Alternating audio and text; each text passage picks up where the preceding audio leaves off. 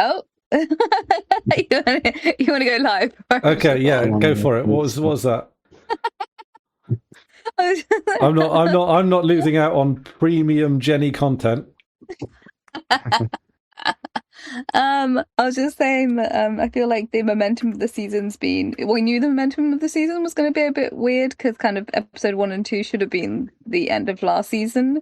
But I feel like obviously those 2 episodes that started the season were like huge, speeding along, big momentum, and then they had 2 episodes to kind of settle. And then this episode feels like kind of almost stationary in terms of action. Like there's not that much that progresses things here, but there's a huge amount of like characters making decisions or like having conversations. Like I feel like if there was 2 themes this episode, it's either people telling the truth or like having hard conversations with a lot of like personal insight, or there ain't no rest for the wicked. Or sometimes both. Sometimes both. I feel like with Kristen Cole. Yes, so Kristen Cole, he's definitely well, he's been suicidal for years again, like years and years and years. But I do enjoy the fact that obviously this was kind of the title of this episode is for him, like the Unbowed and Unbent, because it's based of course on he is Dornish, Unbowed and Bent and broken, yeah.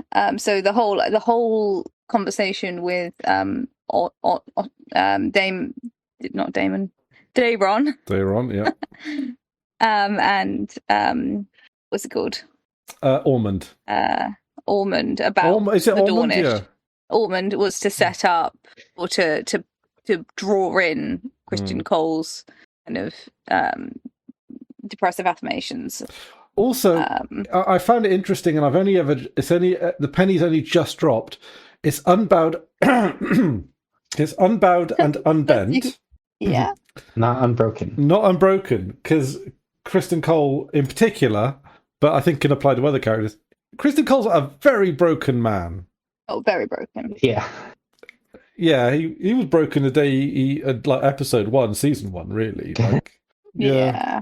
Oh, but interestingly though, and I genuinely can't remember if I've ever mentioned this. I rewatched the beginning of season 1. I haven't managed to do a full rewatch yet, but the tourney is where the tourney at the beginning where Rhaenyra for the new heir. Gawain Hightower is in that melee. Gawain Hightower and Kristen Cole were both there at the tourney. Gawain never takes his helmet off. They clearly hadn't cast. They hadn't cast him at that point. Yeah, they hadn't cast him, so he's wearing his ridiculous, goofy helmet with the Hightower on it the whole way through, and it has Alicent like kind of so Daemon takes him down. Daemon like knocks him off his horse, and it causes Alicent to get all flinchy. But we never see his face. So it's interesting that obviously those guys they have a relationship technically longer than Rhaenyra has a relationship with Kristen, because they would have met at the tourney. They would have been in the list together. Yeah. Yeah. It was just something that I noticed on rewatching, and I was like, oh yeah, he was there all the way back then. Yeah. How about that? I need to do a rewatch for sure. Yeah, it's good on rewatch. One thing I think will that I find with Game of Thrones rewatches, because I've done a few of them now, is the it's easy to notice the pacing circumstances in this season, but on rewatch when there's another season out or whatever, and all of the dust has settled on the newness of this season, I think it matters a lot less. There are other episodes in Game of Thrones that are oddly paced, but that sort of doesn't matter. Like when you know there's just a next episode, you almost I don't want to say you almost don't think of them by episode. You kind of do, but also I feel like binging helps with that. Yeah. I think the ebb and flow of the seasons.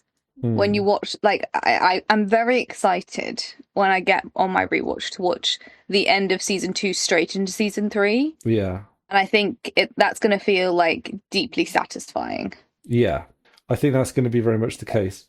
It has in previous, because when Game of Thrones hit like its low point, sort of with Was it like after Stannis had died a little bit, and Yeah, like season 5 going into season 6, and then yeah, sharp Yeah. downhill from there. sort of, and then Hardhome brought it back up for a bit, and then you had the Battle of the Bastards. That was all right. So it did it, but it had a dip there. That dip is not as bad on rewatch, in my opinion, because there are things to look forward to, as it were.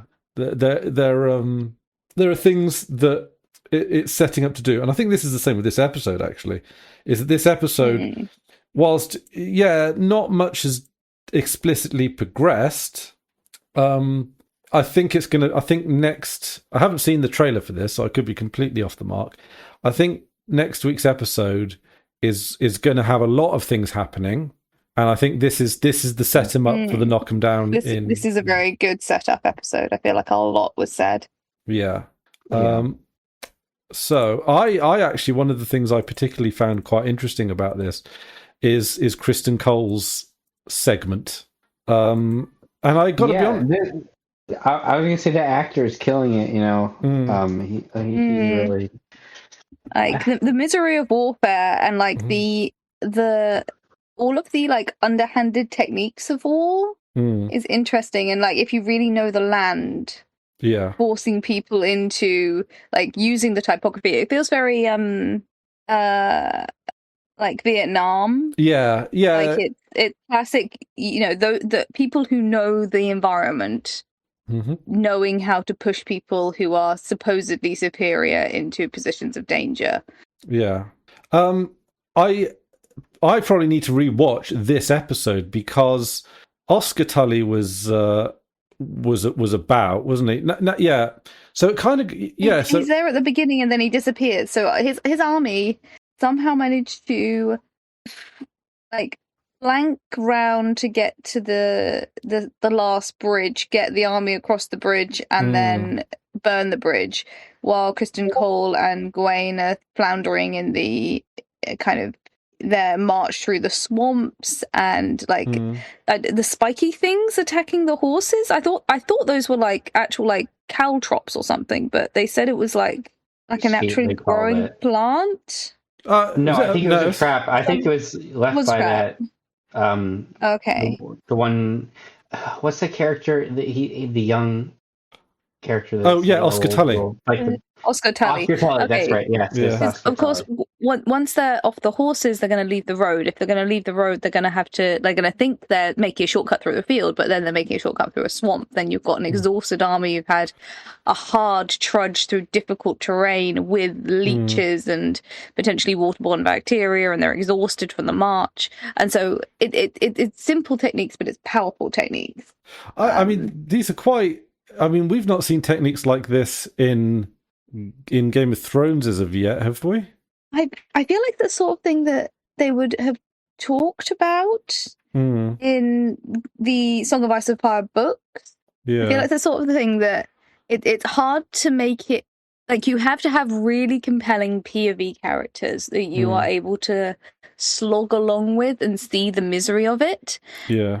Which I feel worked better for either Song of Ice and Fire or this story. This story, you've got kind of ground source characters that you can follow. Yeah. But if you didn't have those ground source characters to follow, then I can see in Game of Thrones, particularly towards the end when they were starting to streamline their character lists, you're not good, and also try and amp up the speed. Like I think so much of Game of Thrones towards season 6 onwards was trying to rush to the finish. You don't have time to have a couple of characters slowly march through a bog for you to go, God, war is miserable, isn't it? So I don't know how they would have, like, I can see why they didn't integrate it into Game of Thrones proper, but it's nice to have. Oh, yeah. And, of course, they make note that how many troops have left? Like, a lot. Like a third or something? A huge amount. Yeah. Well, I would have fucked off at this point. I'd be like, what the hell? No. I'm done. Yeah, I'm trying to remember. I need to rewatch the episode before, because in my brain I thought that the armies were kind of equal, and then by the end of this episode, obviously some people might have died in the swamps, or there was some things that did damage. But he said there was 200-1 of the kind of Northman Green Army to their particular conglomerate of the of the Northman Black Army versus the Green Army as they were, which is a huge difference. I think that's possibly exaggeration. I think because they mentioned it in a previous episode where it's like 2 or 3 to 1. I thought last episode they said 20 to 1. Oh, so 20 to 1. I don't know. It seems 20 to 1. Changing. Yeah, so presumably it's getting worse as it goes, but also that is ridiculous. Yeah. Like that to get to that point, like it's interesting because obviously we know that Cole's on a bit of a suicide run, and Gawain's kind of partially aware.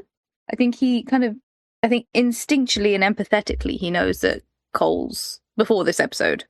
He knows that Cole is kind of on a run to the finish. But obviously his army doesn't know that.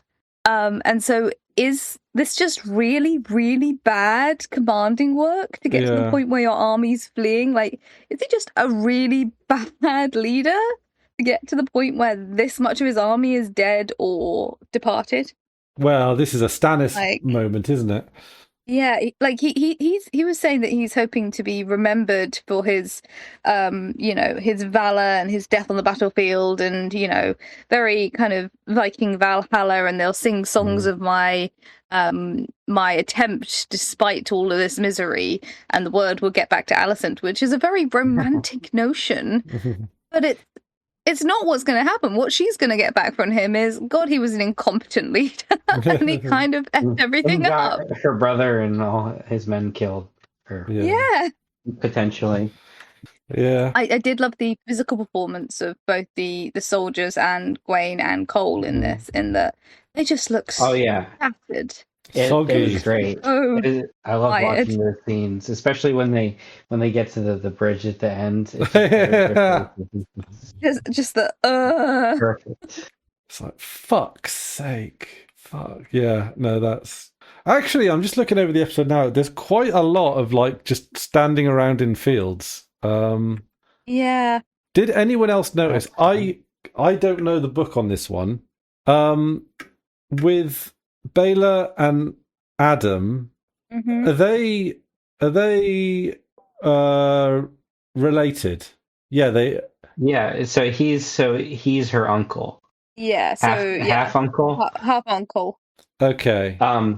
Yeah, and it's so interesting that it seems like they're pairing up her and Adam, but in the book is actually her and Alan get together. Oh, okay, yeah, because I was sensing some chemistry there. There's some chemistry there that I think, like, it feels like second boyfriend material. Like the first boyfriend, it was very sweet and smiley, and I'll hold your head up if you hold my head up. And this feels a little bit more, the best you is the one who's looked after. It's a bit more. It feels a bit more mature in a way. But I did enjoy the fact that like everyone is exhausted in this episode. Yeah. Everyone's so tired, and the fact that he's like standing up to Rhaenyra and saying no, she and the dragon need sleep. Like they need sleep and they need to eat. And Rhaenyra's like, yes, they do. Okay, I agree. And then obviously Daemon's messing with the plans, as is his wont, or justified in this case, but as is his wont. But I did enjoy the two of them together. Yeah, they got I to be honest, I like Baylor as a character, and I like Adam as a character as well. Like it kind of I would have wanted to see more, to be honest. Like every time, as well. Yeah, it's nice to see Baylor actually getting some time to be a character. I feel like she's kind of been floating around in the background. And the fact that, again, if this episode is people telling the truth, her saying, she wanted to go to battle, she wanted valor. It's people wanting valor and glory. Like, Kristen wants valor and glory, but he wants to do it by dying. Baylor wanted valor and glory in the eyes of Rhaenyra, and is aware of that, and is aware of the guilt of it. And she's, like, they just have a really nice, just like straightforward conversation, like that. You can only do so much. You're only human. It's a nice you're only human episode. Yes. There's a lot of that actually. There's a lot of that. A huge amount of it. Yeah. Alan is a good egg. Yeah, I like Alan. He's not, well, as far as I'm aware, not one of the ones that turns, so that's good. But well, I mean, Just he's more invested in the black side, right? yeah. Yeah, well, he has someone that wants to legitimize him, Yeah, and basically make him their heirs. yeah. Well, the Dragon Seeds don't really have that. Whenever there's a character who's not part of the actual like central royal line, who is decent and nice, it's so lovely to have. Because of the otherwise, you know that so many of these characters are going to die tragically. You by instinct, even without spoiling, by instinct so many of these characters are going to die tragically. So it's nice whenever kind of a side character that might be able to sidestep the Game of Thrones is decent and nice. It just gives hope for the entire world. Like, the world can't be this bad if people like this exist. And it's nice between Orwell and between Alan and Adam. I don't know how many of them are going to survive, but when you have good, decent characters who are basically nice, it's lovely. Yeah. Well, I mean, we know, I think, that Orwell survives. So, he's all right. And of course, he helps. I mean, again, because of the changes from the books, some of them might not. We don't know. They could change it. Yeah. Well, actually, enough. So this is a departure from the books, but I don't know if I've said this before. Sunfire is alive. Totally, I thought he would come alive this episode, to be honest. He's coming back alive. Putting that, I'm nailing that to the post, because there is a little theme around these episodes or particularly with Aegon as well, of like false death. And everyone thinks Aegon is dead. And everyone thinks Aemond is missing. Everyone thought that Thailand was dead. Thailand as well, yeah. I just put Thailand exclamation mark in there. Yeah, I was not expecting that one. I knew they threw him off the boat for a reason. Yeah. Well, I will say regarding Sunfire, and in exactly the same breath as Thailand, the classic media format of if it's not on screen, they're not confirmed. And the fact that we've had Sunfire on screen, but like there is potential. We don't know how dragons work anatomically. Now, he could be some sort of Cobra thing. He could he had flies around him, but like he could just be hibernating. He could be hibernating. We've got dragons from stone in the past. We don't know how they we don't have a dragon keeper, for example, saying, look, I have checked its pulse. Time of death is this, unless I have an effectively educated individual going, yes, it's definitely dead. I don't trust that he's dead. And the fact that the only person who's really done that is Aeon, who said he's alive. And one other character, right? Cast your mind back, season 2.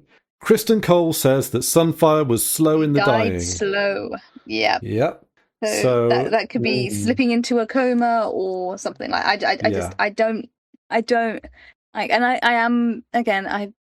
I'm so annoyed that I've spoiled myself, but I am aware that Sunfire has a particularly significant action to take at some point in the future that I feel like has got enough precedent that I feel like they ought to be around for it. There is this theory. They even mention Joffrey even has a line about it in Game of Thrones. I'm pretty sure he tells the story. I don't think he mentions Sunfire by name, but he says what happens with Sunfire in the end. Is it telling Marjorie? He's telling Marjorie. Yeah. Yeah, I know that scene. Yeah, so Game of Thrones spoiler. It doesn't mention Sunfire by name, but it's Aegon's dragon. Right? Is that? Yeah. So, I think he said Aegon's dragon. Yeah. Now, I heard a theory, but it could be completely bullshit. That it's theirs is the theory, not ours. I didn't come up with this one. That Sunfire was originally planned to be killed off as one of the deviations from the books, but after season 2 wrapped, George R.R. Martin, quite famously, he said that he didn't like some of the changes that had gone on. And it might have been the case that he met with showrunners behind the scenes and implored them to veer back towards the source material a little bit more rigidly. I'm getting those vibes from from episode 3 onward. It seems like it's steering back in that direction. Yeah. Now I don't. I mean, I've always been impressed by how well they've weaved the changes in, and like I feel like they left enough flexibility for that to happen, and I feel like it's very possible that we're gonna get some Sunfire. It could be some I mean, in terms of broader changes, there could be some unreliable narration at work as well. You could use that as a hand waving utility. But it also there are a few cases like, so for example, someone pointed out that Rhaena is becoming more Nettles like. So that, I don't know if that has anything to do with the fact that it might be that whilst they can't do a complete U-turn on that they're going to veer as close as they can back to maybe it could be because Kristen Cole set up, he said Sunfire was slow in the dying, so it might have been that Sunfire was designed to come back all along, but I mean, I'm there's probably the equivalent of when there's many, I can think of a good number of dramatical series over the years that I've watched.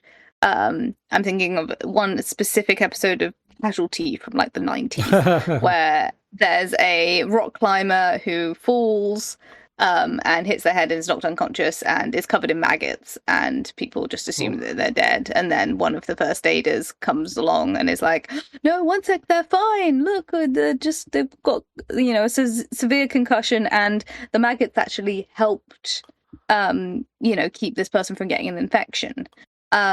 Like the concept that a mystical creature where no one knows their details of their anatomy would be comatose, hibernating, and wounded, grievously wounded, because there's flies around Sunfire, but not necessarily 100% dead, is very possible because we don't know. The other dragon, Rhaenys' dragon Melee's, looks a lot worse. Decapitated. Yes. I'd say that's pretty dead. That's a bit more than a headache, isn't it? That'll usually do it. Acetaminophen's not going to help with that. Yeah. So to use the American version. So that's not a hot take. Is that like expected and established?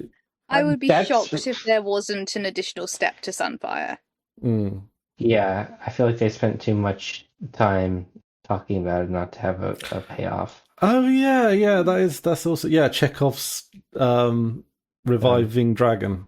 What Chekhov's things do we have in process at the moment? We have Aemond and his smell-o-vision. We have Chekhov's dragon, Chekhov's Sunfire, and we had the tunnels. The tunnels did come back. Oh yeah. Although we're not really sure what's going to happen with the tunnels, because that was a weird cliffhanger for Helena and Elephant to be just in the dark in the tunnels. Like what an odd thing for them to do. Like, are they gonna be rescued by Dreamfire? Is that what's gonna happen? Is they're gonna somehow end up in the dragon pit and Dreamfire's gonna, are we gonna finally have Helena and Dreamfire in the catacombs of the Red Keep? I don't know. The cats are gonna rescue them. The cats will. Yeah, I did love seeing all the cats. Yeah. I have all caps, cats! Exclamation mark in my notes. Sir Pounce's great grandparents. Yeah, and there was like a mean cat that the Orwells sidestepped. No, Arya had a specific vendetta against when she was told to catch cats. Yeah. There was one like ultimate like bastard cat that she would try and catch. She would scratch her up. That she was determined to capture that cat. So the cats, it's one of the nice things when you visually progress from House of the Dragon to Game of Thrones. You can see in the same way as the reversal of the throne going from this much larger, more deadly thing into the Game of Thrones chair as we know it. It's nice to go from a castle with no cats to a castle full of cats and then being like, oh, that's how we got here. Okay. Like this, you know what? Cats is the prequel information I need in my life. I don't need to know how Han Solo got his name. I need to know why there's cats on it.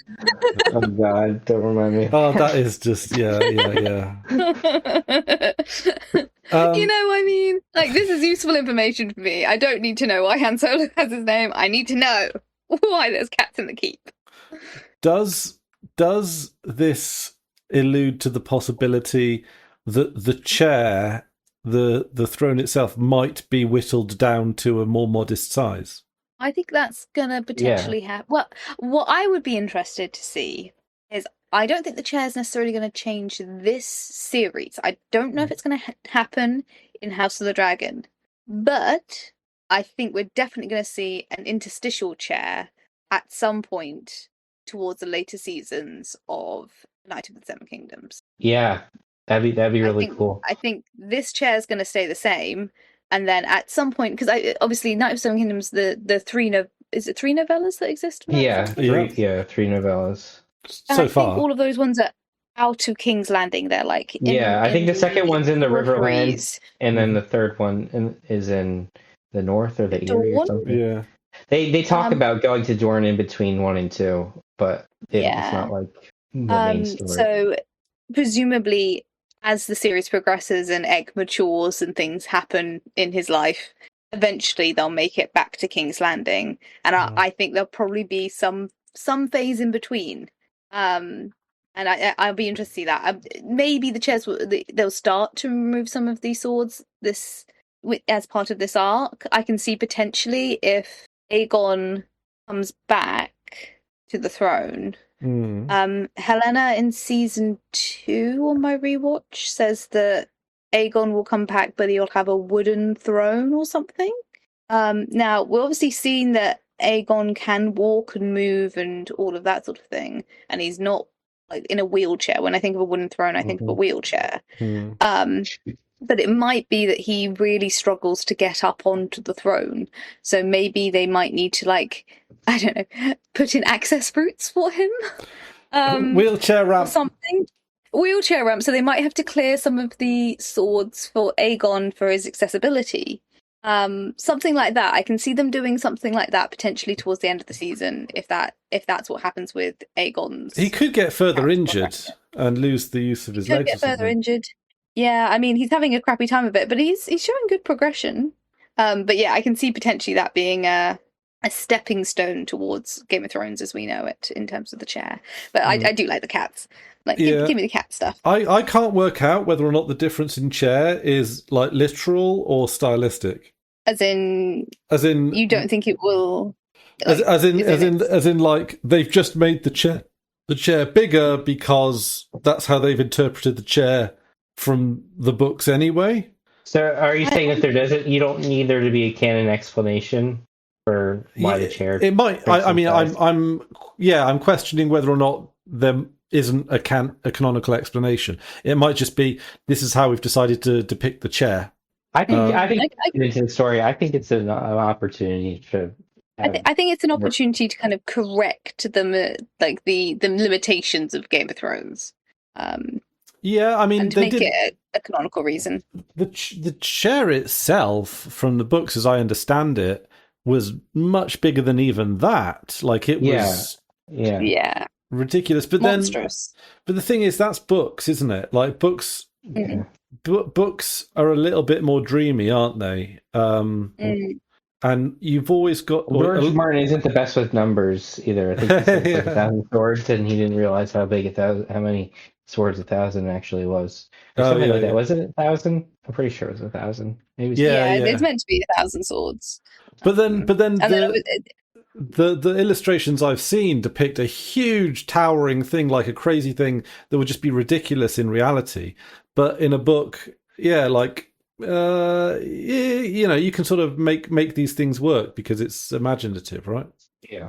Yeah, and I feel like I like the idea when Daemon came and threw the crab feeder's axe on the floor and said, "Add it to the chair." The idea that theoretically, like, swords could be switched out or weapons be switched out over the years. Like the idea, like if one of the swords like crumbled into, rust, you could potentially then another conqueror's blade gets inserted. Like it gives a kind of thematic opportunity for things to kind of adjust as the years go on, not only from just reducing inside, which is theoretically the progression, but also allowing for it to kind of fluctuate in size. So it might have been this monstrously tall thing, and then I don't know if there's been other sick or ailing kings before Viserys, where they decided to kind of spread it out along, like, to make it kind of a lower set of stairs, that sort of thing. Maybe, who knows? None of them had as good a story as Bran. Woof. Okay, I bet I can guess one of Jenny's notes though. Oh, okay. A Feast for Traitors looks a lot like The Last Supper. Oh, you know what? I don't have that. Oh, you don't have that? Oh, no. I don't have that. No, I have a slightly more obscure literary note for much earlier in the episode. But yes, you're right that, I mean, I feel like, I think my brain drew a parallel to the Last Supper with Viserys, which is also supposedly a visual reference to the Last Supper. So my brain was thinking more internally canonical. But yes, I can see that. I don't. The thing is, paintings like that are always like, it's not unique to the Last Supper. People sat down to dinner. Sat down to dinner. There's thousands of pictures of that sort of thing. Yeah, and you got to do a display. You've done a Feast for Traitors. You've written that in blood on the wall. You can't. It would break the aesthetics of the piece to have people sitting all around the table. You got to. It's a diorama kind of thing, isn't it? Yeah. It's a singular angle. Yeah, exactly, and especially because you can see that it's against a flat wall, so they're expecting Daemon to come from that specific angle. Yeah, although I'm interested. So I need to rewatch the episode for more details. Was this a high tower plot to kill all the gold cloaks? Is it? Yes, I think it is. Yeah. Okay. I'm trying to follow the links, and I was very sleepy when I watched the episode. The assassin that we see, the one that talks to the urchin girl, where I'm just trying to find it now. They then send the pigeon, and the pigeon kind of flies off. That's the scene. And then we see Ormond retrieve a pigeon, which is interesting that they use a pigeon, because obviously Game of Thrones canonically everywhere uses ravens, and so you have this sort of network of ravens that's known. But if the Hightowers were using a pigeon system rather than a raven system, then they have an entire set of secret communications that no one else is keeping an eye out for. Like, no one else is looking at, like, people will shoot down ravens assuming that they are communication ravens, but they're not going to shoot down pigeons, assuming, because in this world, the primary means of, like, fast communication is ravens. So if the Hightowers have trained pigeons for their communications, you have a way that the Hightowers were communicating between King's Landing and Hightowers this whole time without it being tracked by the Maesters necessarily. Yeah. So that's why Orwyn didn't have notification of what communications were going back and forth to the Hightowers, because he looks after the ravens, doesn't look after pigeons. Clever. Okay. So if they were using pigeons this whole time, they've got a completely secret, separate, hidden network of means of fast communication without anyone thinking to shoot down pigeons. Like canonically throughout Game of Thrones, they've been shooting down ravens all the heckin' time to be like, we've got to interrupt the communication, we've got to stop them from, like, sending signals to all these places. If they were using pigeons this whole time, And they've got an entirely, like, a completely hidden communication network. Yeah. Just FYI. I thought of it and I was like, that's nuts. That's so that's crazy.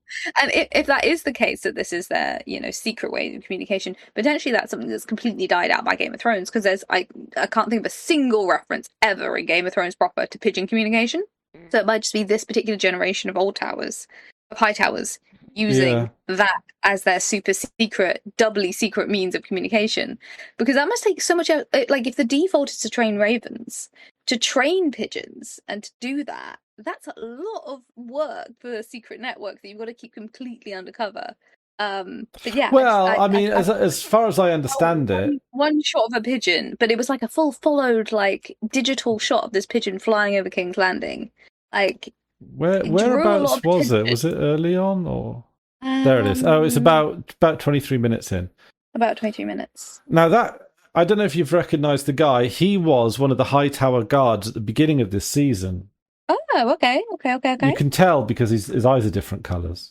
Oh, he's got heterochromia. Heterochromia, that's the word. Yeah. Did I tell you I interviewed someone with heterochromia a couple of months ago? We offered him the job and he couldn't attend. He had to move away for family reasons. But I was so close to hiring someone with heterochromia, and I was going to ask about, like, has he had weird looks his entire life? Neither of the other. So this was a 3-manager interview for a new member of staff. Mm-hmm. And at the end of it, I was like, oh my gosh, it was so neat to meet someone with heterochromia. And both my manager and the lady from HR were like, what? Like, you didn't see he had different colored eyes. Was it like one fully green, one fully blue, or it was one brown, one blue? Oh, okay. Yeah, it was pretty telling. Like, it wasn't like green blue, like you could kind of, it was full heterochromia. But yeah, it was neat. I was sad that he couldn't take he was also a really good candidate. Yeah. But he had to go to Exeter instead, annoyingly. As in Exeter the city, not Exeter the college. Is there a college in Oxford called Exeter? Yes. Oh, okay. There's Exeter College in Oxford. Okay. But he had to go up to family in Exeter proper. Mm-hmm. 15% of Siberian Huskies have heterochromia. I love it. I love Huskies with heterochromia. It's so beautiful. It's like, honestly, it's so cute. I wonder what genetically that's triggered. Do you think it's because I know, like, Arctic foxes have, like, the very dark kind of features around their eyes, like they're wearing eyeliner, and that's to help prevent snow blindness and reflections off snow. I wonder if Huskies getting heterochromia is kind of to have one eye that can see better in the dark and one eye that can see better during daylight. Maybe that's a good theory. Maybe something. I feel like there's got to be some evolutionary reason for that to be such a highly favored genetic trait. It's so cute. I love humans because they look cute. Jenny, just before we go on, your audio is slowly, like, ducking and going high again. Okay, let me just. I'll unplug the mic. I'll pop back in again. You guys. Oh, hold on. I think it was a bit like that towards the end of yesterday's stream. So I don't know if there's like an auto leveling thing or something. Well, give the unplugging a go and see what. I'll try resetting. Carry on talking amongst yourselves. I'm so sorry. Have you seen those cats where they've got one color on one half of their face and another color on the other half of their face? Yeah, like the calico. That's it. Right? Yeah. They're cute. They're like, I think 99.5% of them are female. It's very rare to have a male calico. That's amazing. Oh, okay. Yeah. Oh, nice. Right. Yeah. So I'm just trying not to talk about Game of Thrones before Jenny gets back. Yeah. There we go. Welcome back. Is it better? We'll probably know in a few minutes, but let's assume so. Okay, I'll try and settle a bit closer to the microphone as well, because I think a couple of weeks ago someone said I was ducking in and out, and I think that was just because I was, sitting around my seat like a ADHD 7-year-old, and I was just moving to prop the microphone. So I'll try and sit still. I'll try and sit still close to the microphone.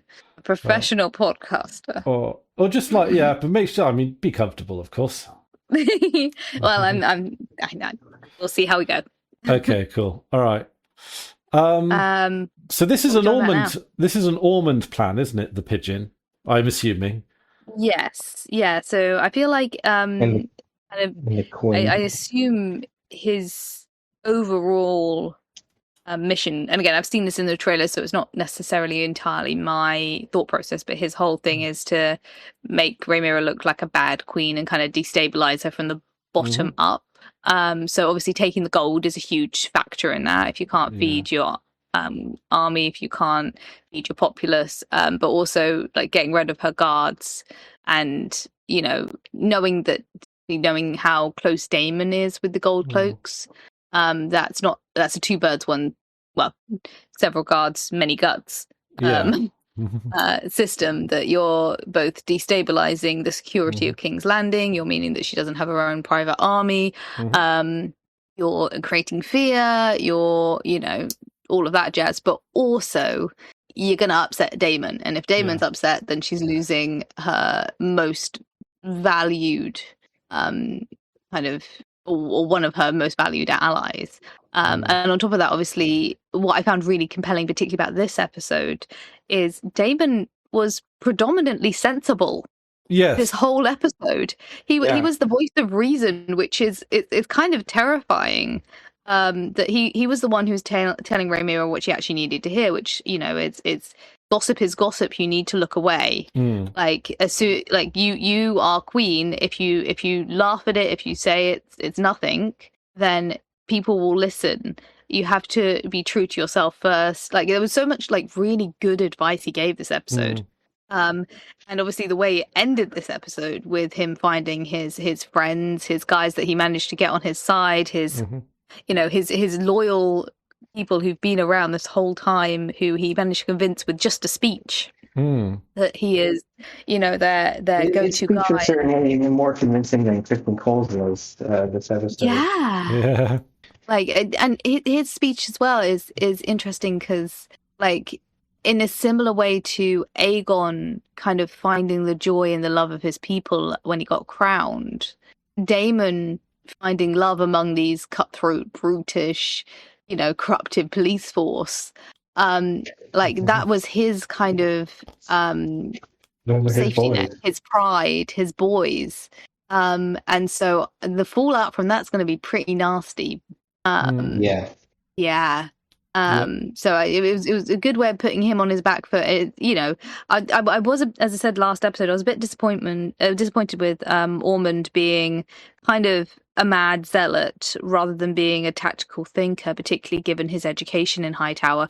This episode has brought it back a little bit more. Obviously, he's still a complete and utter crazy zealot who's aggressive and abusive and raving misogynist. But you know what? He is actually doing some smart plays here, and I'm like, okay, hats off to you. Like, you're giving me the plot I wanted, which was highly educated people versus people who are based on instinct and emotion. And he is very emotional, but he's playing against Rhaenyra's emotions, which is also, I wanted that. Yeah, well, see, Aemond seems to have this internal struggle between the person he is and the person he wants to be. Like when he's playing pseudo chess with Daemon, and his instinct is to just like toss the board and be like "fuck you," and then he sort of calms himself down and says, "It's like never apologize for victory." In some ways, that's so much more unsettling. Oh yeah. Like if you don't know what he's gonna do, you don't know if he's gonna like stab the table or stab you, or if he's gonna, give you a shoulder massage and say good job. Like that's scary. I feel bad for Darren. He seems like a good kid, all things considered in his situation. He's just, he's being, Ormond is using him basically to rule like in his place. Yeah, is his motivation. And he even interesting. Sorry, you go, Chris. Oh, I was going to say he even made the little currency, which is highly illegal. You can't. Like, I thought that was playing a little bit close to the chest. The idea of going straight for like, this is my new king. I'm minting currency. Yes. Like like presumably now, okay, this is another weird Jenny shout out in the same way as the pigeons. Mhm. Presumably, the gold that is being reminted in Daeron's face comes from somewhere. Is Oh yeah. this Rhaenyra's gold that is being reminted? I'm pretty sure that there's a substantial amount of the gold in In Old Templeton. Town. Oh, Old Town, but Oh, in Old Town, yeah. But yeah, like is that isn't that just a genius way though of making the currency kind of irrelevant? Is if she wants the gold back, the only gold that she can have without paying a lot of dividends to have it resmelted is to either use the face of Daeron as her currency or to not have the gold. Like, that's a really good play. I'm impressed, but if that's the plan, is that the only gold that's available to you, Rhaenyra, you have to fight a war and you've got no gold. The only gold that you can have is ones with your half brother's face on it. well, yeah. Like that's a kick in the teeth. Yeah, although these are gold dragons, right? And the only people spending gold dragons are aristocrats, right? Yeah. Potentially, like it could be a year's worth of wage for, say, a soldier or a foot soldier, that sort of thing. Okay, and a bourgeois merchant or something then. Merchants. And but that's still, even if it's like political branding wise, if you're paying your liege lords in coins that have another heir to the throne on it, like it's a good play. You smelt it down, wouldn't you? You'd have to smelt it down. Yeah, you'd smelt it down. But even then, you'd then have to break it up into what, chips? Bars, depends what you're buying. I mean, it's like stealing someone's swimming certificate, isn't it? It's just like, that's pathetic. It's just like... But yeah, I found that interesting. I also like the fact that during that sequence with the chess game, we had already had the conversation with Gawain talking about how he would let Aemond win when they were racing up the tower. Yeah. Because he was I can't remember what he said. He was like a thin-skinned twat or something. Yeah, yes. Even back then, he was the thin-skinned twat. And Daeron doesn't let him win. He apologizes and he says, it was a close thing. I didn't, all of that jazz. It was an accident. I think that it was an accident. But like, it's interesting that Aemond nearly had his full hissy fit, and B, kind of gives Daeron some respect for beating him, while obviously gives no respect to Gawain for letting him win. It's also interesting that both so last episode we had Aemond calling Gawain a cunt, and then we had this episode with Gawain calling Aemond a twat. So it's just deeply ingrained misogyny. Yeah. And the idea again, Aemond washing his hands, like the whole bathing theme that's going through.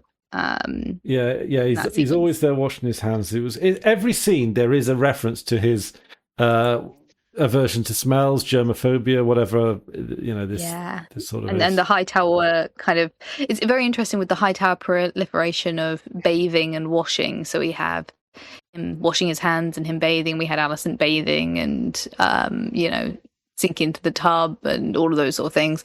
And then we have Gawain during all of the situation kind of learning from foot soldiers and being filthy this episode, like full on bad hair day, mud splatter, the full works. Like they weren't afraid to make him look absolutely soggy boy. Yeah. And like if Gawain turned up right now in front of Aemond having got bog swamp on him, like Gawain might just not make it out of the room. Yeah. Also, I just saw another note just scanning the episode. Alan is also just admitting to Rhaenyra towards the end of the episode that the Valerian house is a bit strapped for cash too, which makes sense because the Corlys's tower his castle got burned down. And the fleet is, decimated after the gullet. Yeah. So they're pretty, they've probably also paid a shitload of debts. Mm-hmm. Oh. Yeah, I think they've contributed what they could. And also in that same scene, Aemond is declared Daemon king, which is kind of interesting.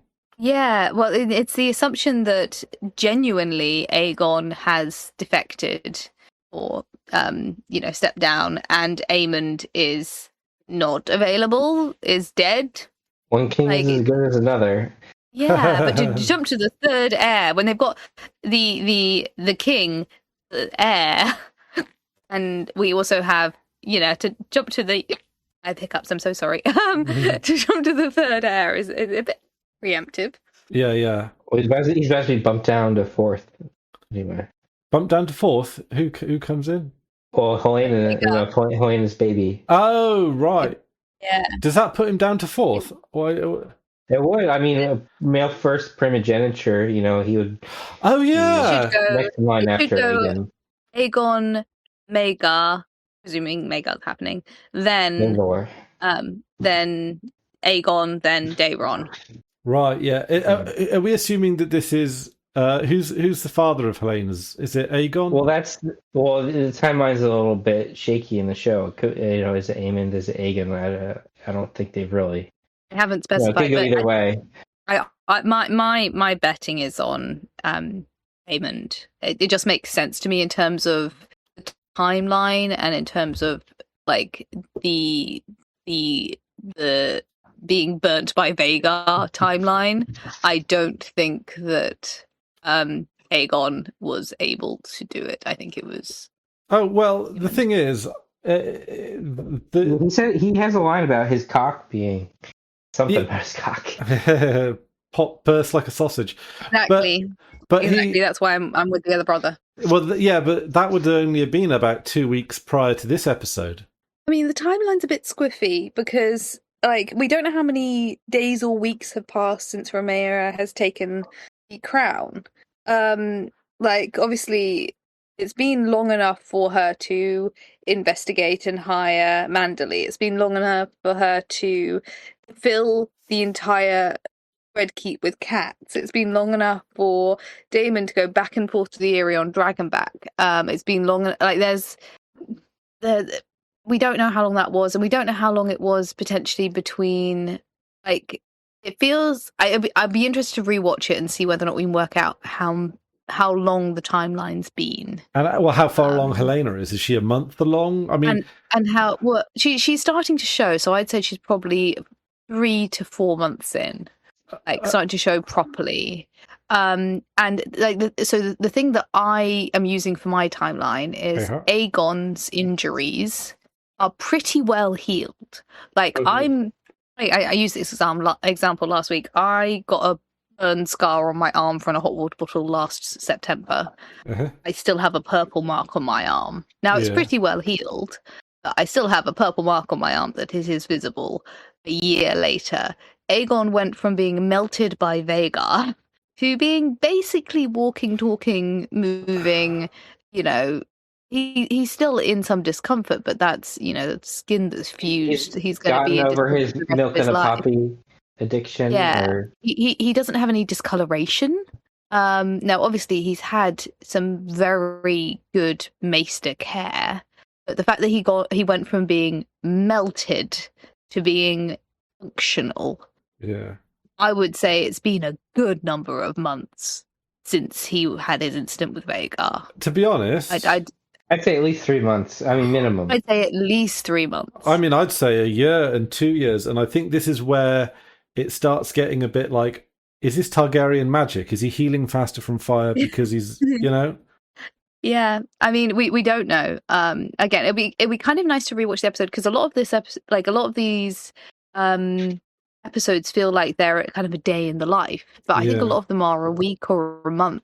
And things like the progression of armies from, I kind of need to look up a map and see, this episode obviously had them traveling from, named rivers to other parts of named rivers as an army, predominantly on foot.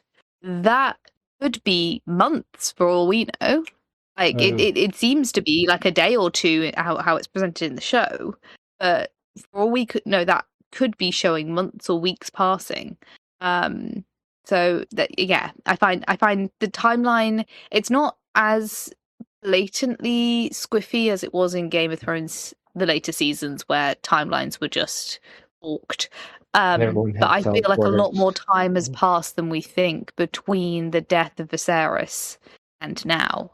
Yeah, that's a tough. Yeah, that's pretty convincing, to be honest, because I'm just looking at the map now. Do they say where they go? I see the Stony Sept, and yeah, they're fucked by losing those bridges. Do they go around Hollow Hill? Is that something they say?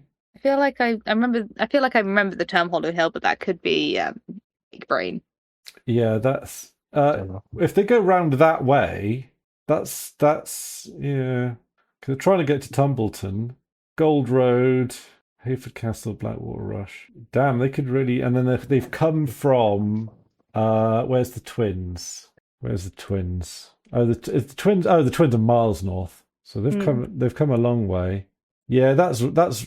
I mean, yeah, the Northmen. I mean, where would they have come from? Would they have come from Greywater Watch, Moat Cailin, White Harbour, Winterfell? Well, they had a line about them coming past the twins because, or was it the twins or was it Riverrun because of the lady joining the council? They would have come. They would have come by Riverrun, yeah. Riverrun. So yeah. Was that the lady who joined the council? Was she a Tully? She was the Frey woman. She was the Frey woman. She was the Frey woman. We know that at least the Northern Army has at least crossed the twins by the point of the beginning of the episode. Because which we already knew because we'd already had the Greybeards turn up. But that, again, gives a little bit clearer idea of where in the Riverlands they were, but obviously we don't know where they progressed from there. Yeah, they're heading south. So yeah, the woman, the Frey was oh my god, I looked up her name earlier today because I specifically let's see, it's I don't even know if they've mentioned her name, but that can I see it in IMDb? It would have definitely been mentioned in the earlier episode where I had Jace negotiating. Yeah. Again, and the Harrenhal pass the parcel, continuous pass the parcel regarding Harrenhal. Well, yeah, she wanted Harrenhal. That was part of their deal that they made with Jace. Mm-hmm. And then she's angry because Rhaenyra's play. Like it's so funny to me that there must be other castles other than Harrenhal available. That if you're going to flippantly promise Harrenhal to the Sabbatha Frey, to the Freys, or to any old person who happens to kill Aemond, or any old person like who just happens to be a lord. Surely there's other castles that are going to be conquered in the meantime that you could promise to your dragon riders. I'm sure there must be other there must be other ones. There must be holdings, there must be lands, there must be, stewardships that by nature of conquest you can offer to your essential soldiers. I think Harrenhal it's not necessarily the castle, I think it's the status. Owning Harrenhal makes you like a major lord, I think, in this realm. Mm-hmm. Whereas the Freys, they have a bridge, which is not nothing. Like it's a, but it's not. A nice bridge. It's a nice bridge and an important bridge. They got the Straits of Hormuz. It's just like they want. They want the status of that, a place where some of the biggest tourneys in the realm have taken place, where Thingy the Conciliator, Jaharis the Conciliator, handed over. Like that. It's not. I'm not saying it's like the Birmingham of Westeros, right? Like it's a big central location where a lot of important stuff happens. Like the Bristol. I mean, yeah, we could go Bristol if you want. Like similar vibes. Yeah, but it's So I think, because like the thing is, no one in their right mind would seriously want Harrenhal. It's incredibly expensive to maintain. It's barely functional. It's Cursed. cursed. Yeah. There's not much you Got can cool really. witches in it. Yeah. Well, she'll chase out. She'll chase you out. I think maybe. You know, you got to share it with a witch. That's always its own type of complications there. Always happy to. I mean, it doesn't even come with a maester. You know, like you got a witch instead of a maester, I guess. So Not so bad. yeah, well, it could be. I mean, it could be worse. But yeah, like it's it's basically like even Simon Strong was talking about. Oh, you know, we got to sort this out. I mean, Daemon spent a shit ton of money trying to fix it up a little bit, and even now it looks like shit. I really think they should sell it to multiple lords and let them have like some sort of condominium type situation, being like, okay, it is now Harrenhal is owned by the three dragon riders. You guys can choose your own tower and fix it up as you see fit. It's big enough for the three of you, and they just share.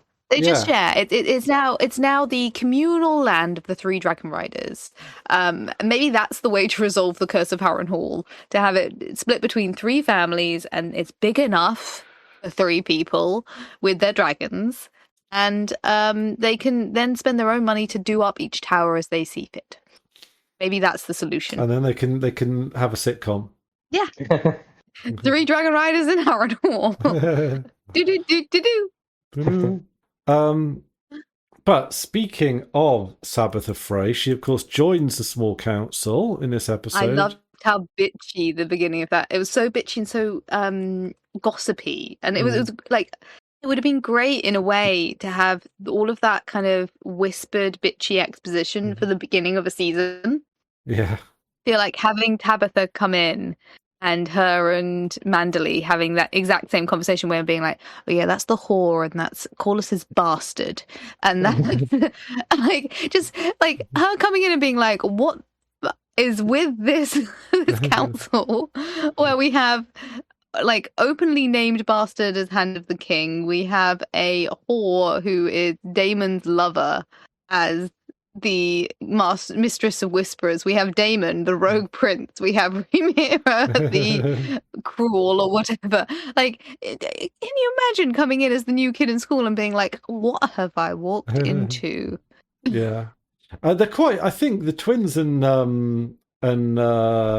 White Harbour are quite close together, so they might actually they probably potentially know each other. Yeah, if not by having been to similar events, or each other's weddings. By similar status. Yeah. Similar I do enjoy the fact that we have now, I'm trying to remember whether or not, obviously Cersei was on the council by nature of her being the Queen Mother and kind of the acting regent, quote unquote, and I don't think that Marjorie ever went into the small council. I'm trying to remember whether or not Olenna Tyrell ever was technically on the council. She just kind of stepped into the room because she could, because she was Olenna Tyrell and she's a badass. Is this the first time we've seen three women actually named to the council? I don't know what Sabbatha would necessarily be mistress of laws, maybe, or maybe mistress of. Yeah, I don't know, but it's just interesting for her to be named to a position on the council when we have, like, it's one of those heartbreaking and kind of genius things where the cat stayed. Like, at this point in history, we brought cats to the Red Keep, and the cats are still there in the times of Game of Thrones. At this time in history, we brought women onto the small council, and there is no women on the small council come Game of Thrones. No. So it's the signs of things yet to come, kind of foreshadowing, like all of this seeming progression is going to be undercut. Yeah, right. Robert was very ladsy, wasn't he? He was. Oh yeah, he was bro. He had two bros to actually be there. Although to be fair, he probably didn't even know. Like, it's just. Oh like, yeah, he didn't want to be king. No, he did not. But yeah, no, see, this is why they've course corrected since since earlier seasons. They've actually got that little bit of levity of, not quite comedy, but it's not the bludgeoning of horrors that we saw through some stretches of Game of Thrones, but also like the earlier part. I do like the fact that you can have a moment where you can just have pure gossipy bitches. Yeah. Like, just I don't feel like having a kind of throwaway conversation over a conversation. I feel like Game of Thrones had a level of self-importance where every line had to be listened to. If Tyrion was speaking, he had to be listened to. If Tywin was speaking, he had to be listened to. And that, from a story and directorial standpoint, they stood by that. Like, if this character is having a moment, they're having a moment. Well, I feel like having a overlaid conversation, something that I maybe you would see in Night of the Seven Kingdoms or in House of the Dragon, but I can't think of a single time where you'd have a camera highlighting on, say, a crowd scene. It would have two people having a conversation, but having an overlaid conversation, having those two guys discussing, keeping things updated while Rhaenyra is talking over and other people while someone else is talking over it, is something that I feel is so fresh to this series, and it's nice because it feels quite natural. I feel like this has a kind of a more humanist way of directing. And it's more naturalistic for a show which has a lot more magic. There's a lot more kind of natural conversation happening, and I do like that. Yeah. Also, we do see in this council meeting, the balls have gone. Oh, metaphorically. The balls have gone. What a metaphor there. I think she was tossing it out last episode, wasn't she? She was saying it's a relic of an older time. Yeah. She and now the table is committed. Which is kind of odd. It's a bit of an odd tradition anyway. Like it seemed to be only ceremonial, no purpose for it, which might be, why she did it. Exactly. I think it's interesting to have her trying to be so practical and active, in comparison to Viserys, who was not practical and not active. She's putting her heart and soul into it, and whether or not that results in ridiculous burnout, we shall see, literally and metaphorically. Viserys wasn't as absent as Robert. Like, Viserys was in small council meetings. He just delegated a lot and partied. Well, I think also Otto stepped up a lot more. I feel like she's got Alan. Oh God, I'm never going to get them the right way around. Alan, yeah. She's got Alan, who's starting to apply her will and give her good information, but he's not doing what Otto used to do for Viserys, which was literally, Wallace would be like, "We've got pirates in the gullet, you've got to sort with it," and Otto would be like, "The king has heard, this is done," and take some of the mental load off of Rhaenyra. I feel like she doesn't have someone to take things off of her plate. They're still all coming back to her in the same way. Last episode, or not, episode 3, where it had like the matron of the chamber talking to her about bedding. Because there was no chain of command, and I feel like obviously that's improved. She's got more council members. There doesn't seem to be like a hierarchy, a chain of command. There doesn't seem to be necessarily, at least at this point, a real flow of communication or like people taking the initiative regarding their position. It still seems to all be coming back to her, and so of course she's going to get burnt out because of the sheer amount of mental load. So it's interesting to see where she's bringing people into the council that seem to be educated, qualified, and good at what they do. There's no denying that Massaria is good at what she does. There's no denying that Daemon is good at what he does. There's no denying that Alan is doing a really good job. He's making good decisions, but there's still just not quite that natural flow that needs to happen to actually take some of the weight off of her shoulders. We'll see how it goes. Yeah. But to be honest, they do good council scenes in House of Dragon as well. Like it does give it's a good like exposition setting, isn't it? Really. But one thing I have noticed as well, which felt very smooth, was Sure, Torren Manderley was giving the lowdown to Sabbatha about the comings and goings on the council. If that had been a beginning of a series, that would have felt a bit like an exposition potato. But as a sort of a recap situation, I think it worked incredibly well. I think it also puts you like very much in the situation. I feel like I said at the beginning of this podcast that this episode didn't feel like much progressed, but a lot of things are kind of clicking away in the background. Like, I do like how much it's kind of not being seen, that's kind of clicking away in the background. Like, Tumbleton wasn't seen at all this episode. We still know that Tumbleton is being held hostage. We still know that people are suffering in Tumbleton. We still know that, like the idea that she's hired more council people, that she's, you know, trying to resolve her, like the finances that they got from the Eyrie have already run dry.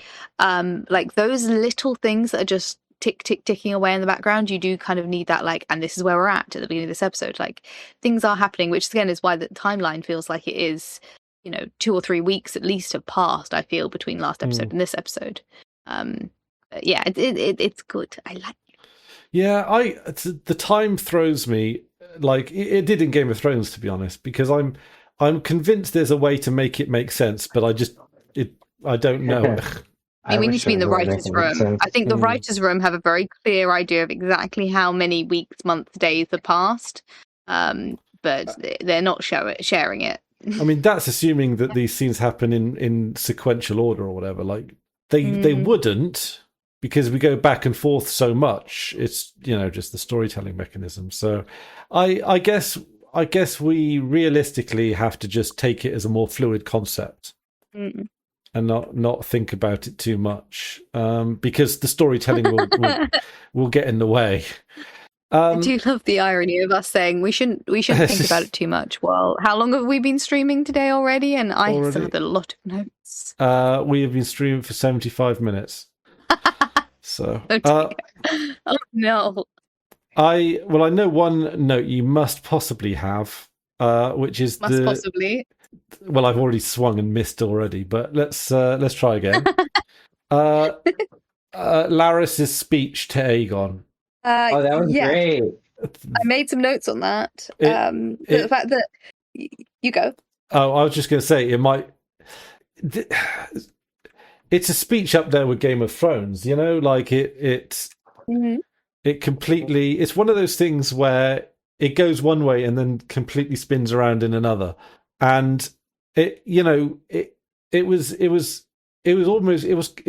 kind of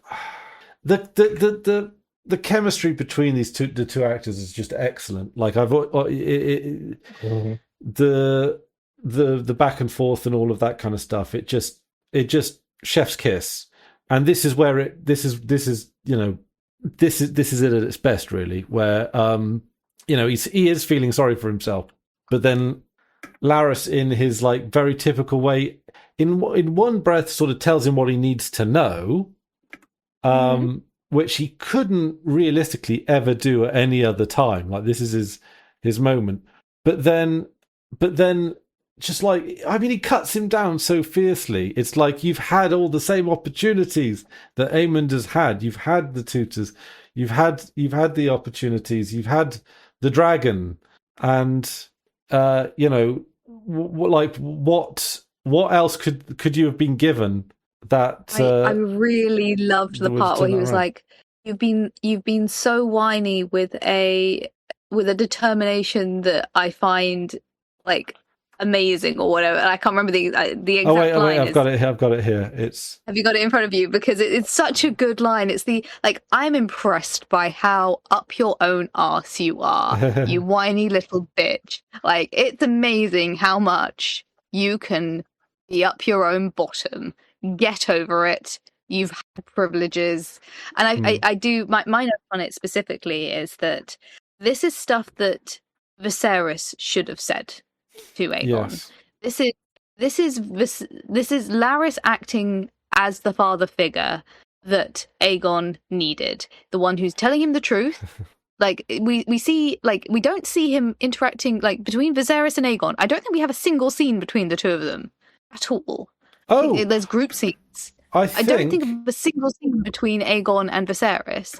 we have Aegon and Alicent, and during that time she's saying, "You're not my son," and then she's, telling him at that point not a deliberate lie, but it turns out to be a mistruth. About Is Aegon is that a Sunfire's scale or something? Scale. I think it's a scale. I think he took a scale. Yeah. Maybe that might go towards potentially dragon raising magic. The fact that he's got a scale with him. Maybe. Mm-hmm. But the idea that Larys is acting as a father figure to Aegon, while Alicent is acting as a mother figure to Aemond, and both of them are from Harrenhal. Oh yeah. That like Alice and Larys are very paired characters. They both potentially have green magic. They both are dark featured. They both are slightly mysterious and slightly creepy. And she is acting like the mother that Aegon always needed and wanted, one who's telling him to kind of, that you are loved, you could be loved, and you're not, that. You can be the main character type thing. Like he feels like he was never loved. I love one of the things that this series has done more than Game of Thrones ever did is paralleling scenes where you have one scene with one character followed by another scene with another character, which are bookends to each other. And you have the whole sequence with Alice and Aemond, and him talking about how Aegon was the favorite and mother always forgot me and neglected me, and she never treated me fairly. He was always the golden boy. And you have Aegon saying exactly the same thing with Larys, saying mother always looked after little baby Aemond, and looked after him in his stupid eye, and you have those paired scenes with these two parallel brothers and these two paralleled Harrenhal affiliated potentially magical manipulators acting as the parents that they needed, and it's just really good kind of almost poetical storytelling when they do these. Like, so much of the series has that, and I don't remember it being a predominant feature of Game of Thrones, having shorter scenes, particularly shorter dialogue-based scenes, that are paired with an adjacent scene, either before or after a interstitial scene. Like, having kind of it, like every episode rhymes, and I really love that. Okay, so here's the line. Ever since you dove into a battle you were not invited to, and since you were injured, you've done nothing but whinge and self-flagellate with a tenacity I find astonishing. A tenacity I find astonishing. That is... I want that on a t-shirt if I wore graphic t-shirts. Yeah, it's was it flown into a battle you weren't invited, flown in drunk to a battle you weren't invited to, or something. Oh, but this is gonna be interesting to play out when Aegon makes his return to the throne, because it's going to be like, how is this going to impact him? We know what he does to Rhaenyra because Game of Thrones has told us that, but I don't know much about his return, because am I right in thinking that he dies soon after or something? Yeah. I don't want to be too spoiled. This whole generation of Targaryens, is not long for this world. Yeah. Well, yeah. Yeah, I think a lot of them. I'm interested in seeing the dragon scene where they storm the dragon pit, where the commoners storm the dragon pit. They did it. Was it this episode where they talked a little bit about that, how they need to put more guards outside the dragon pit or something, or was it last episode? I remember. How did they? I remember that being a line. I missed that too. Yeah. Very briefly. It was like a blink and you miss it line. Yeah. I mean, was that in the council scene? Because there was so much interlocking. Might have been. Yeah, that might have been where it was. Yeah. I feel like the sort of thing that would have been that's if you don't know that that's coming, that's a great bit of foreshadowing as a throwaway line. That's kind of like Sansa going, "Oh, but Joffrey's nothing like that beast of a king." Like that a little throwaway line where you're like, oh, maybe we should just put some extra guards outside of the dragon pit and just let it go. And then you can look back and go, oh shit, they did say it. Oh no. Chekhov's unguarded doorway. Yeah. I'm trying to find the exact line. So things. Oh yeah, and, no, I'm just thinking. I just came across another scene. Aegon stabs the guy that he's the bot. Yes. The pirate guy. That's it. Yeah, yeah. Yeah, I did enjoy the fact that during that scene, Tyland and Laris, who are like, obviously Tyland's maybe not very sneaky, but Laris is quite sneaky, having pretty open conversation about, you know, the king and fleeing and all that jazz. But again, the smile from Aegon at the end of that Aegon at the end of that sequence is just a little unnerving, and I think it follows on from the sequence when they escaped from the cart and they had that sort of almost slapsticky fight when they escaped from the riverbed, which has the idea that when push comes to shove, like, even though we're getting some good character progression from Aegon is sadistic. He does like watching and causing harm to others. Like, we understand how he potentially got to this point, but he can and does enjoy committing violence. I know what you mean. Like, I don't know if he enjoys watching his potential bastards pit fight. Like, yeah, he liked the children fighting rings. Like, he's not a nice dude. He's not. No, I mean, can he change? Is this changing him? It might not. Like, it didn't change Jaime or the hardship that he went through in Game of Thrones.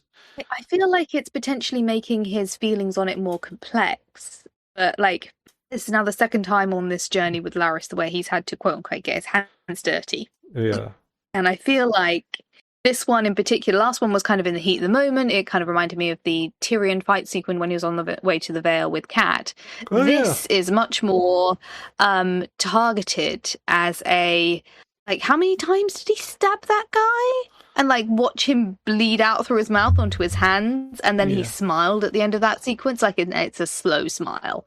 Like, I feel like his character is evolving. I feel like he's learning a lot, but I think his core self still has an innate joy for violence and vengeance. And again, I'll be interested to see how that parallels Rhaenyra as she goes forward, because what's continuously happening, particularly with Daemon, is her going, no, I don't want violence. No, I don't want violence. I want to, keep it good. And Daemon constantly going, you're not this person. You need to be a dragon queen. You need to, like, become this other kind of more aggressive version of yourself. So it's interesting that there is some potential Targaryen inbuilt passion for violence potentially. I don't know, it's like that smile at the end. And also he did have a line earlier where it was interesting as well, when he was having his first conversation with Laris and they were fighting in the woods, and he said, I swear to the warrior that I will kill my brother, blah blah blah blah. And so he's using the language of the Seven, because that's what he was brought up on. That's what Alicent brought him up on, the language of the Seven. He swears to the warrior in the same way that, most Western people would say, I swear to God. Like, oh my God, when you get something good. Like, I was watching a Chinese drama the other day, and someone rescued someone else and said, I'm so glad you're okay. And I was like, in a Western show, that would be, thank God you're all right. Yeah. And it was just this weird mental switch where I was like, oh, that is something that's integrated into Western culture, regardless of whether or not you're atheist or not. I still think, oh my God, as a general exclamation, like, of happiness or sadness or whatever. So the idea that he invoked the warrior by instinct, even if he's naturally Targaryen, could go into him being a more Faith of the Seven king in the future, but also him invoking the warrior and then murdering a guy at the end. At the point where, obviously, that was just before Kristen's whole spiel to his knights about applying to the Seven and may the mother protect us and may the blah blah blah blah blah blah blah. So I found it like an interesting parallel between him and Kristen, who Kristen obviously helped raise him and taught him how to sword fight, and Christian bringing up the Seven and the warrior during his speech, while also Christian was the one who taught him how to use swordplay and how to use underhanded techniques. If we're talking way back to the sequence in the yard with the strong boys back in the day, obviously Targaryens, but the whole sequence where this what's he called?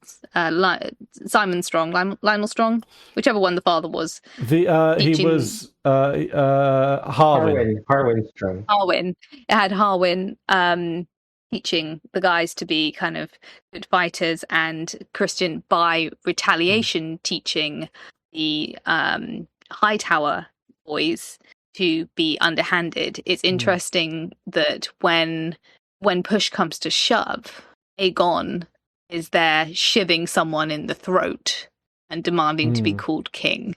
He's demanding to be called king, and we know what people need to tell people that they're the king. Yeah. They are no true king. We know this. So yeah, I found that whole kind of theme throughout the episode fun. Yeah, absolutely. Have you got notes?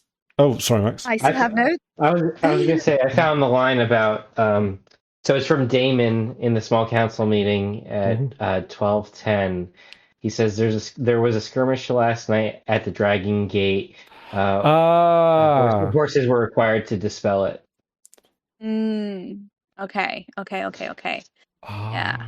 Bingo. In my brain, the Dragon Gate was just another entrance to King's Landing, but you're right, it probably is the entrance to the Dragon Pit. That's again good subtle foreshadowing. Nom nom nom nom nom nom.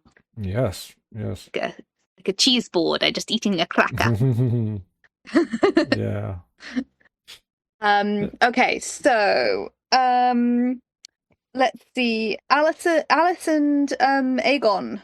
That whole set of scenes. I like the idea. Well, so the first sequence with Alice scaring off the attackers at nighttime inside Harrenhal.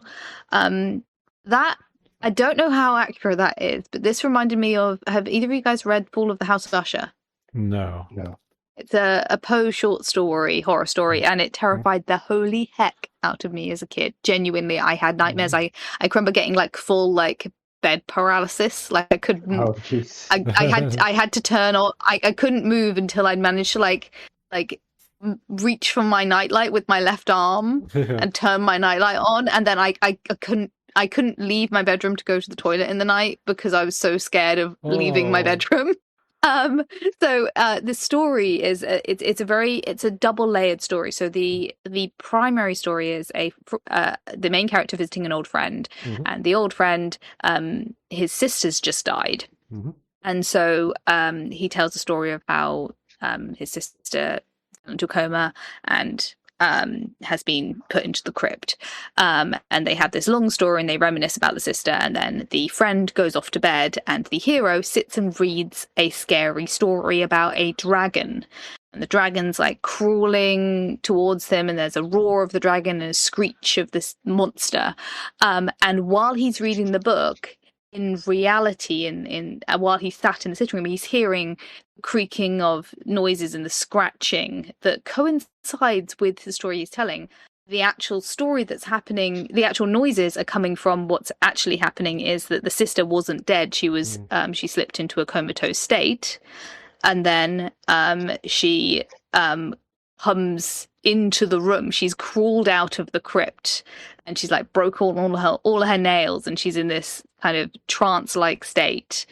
And she enters at the end of the scene. She enters the room where he's reading his book, and the brother dies of shock upon seeing her, and then they both die, and then the house falls into a swamp.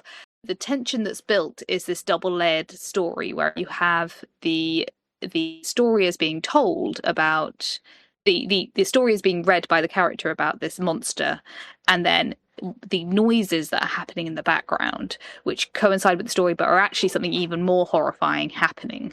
And I felt like Alice's story about there being Harrenhal ghosts, I thought what was going to happen is the roaring and the creaking and the whistling was going to be Vhagar crawling around in Harrenhal. So like a reverse of the fall of House of Usher. So instead of it being a story about a dragon and then it turns out it's a ghost type creature, it was going to be a story about a ghost and then it turns out that it's a monster, a dragon. Now obviously that didn't happen because Vhagar is elsewhere potentially. We don't really know.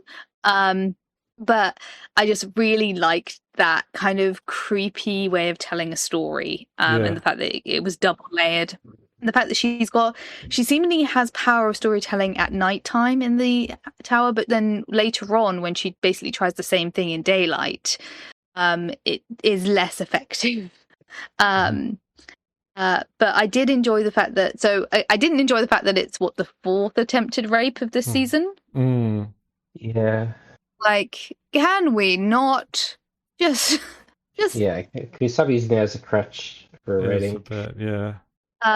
But the way, I don't mind it as much because one of the things that Aemond was saying to her about his esteem issues is that he feels like he's second to his brother, that he's, a lesser brother. He's, weak and nothing without Vhagar.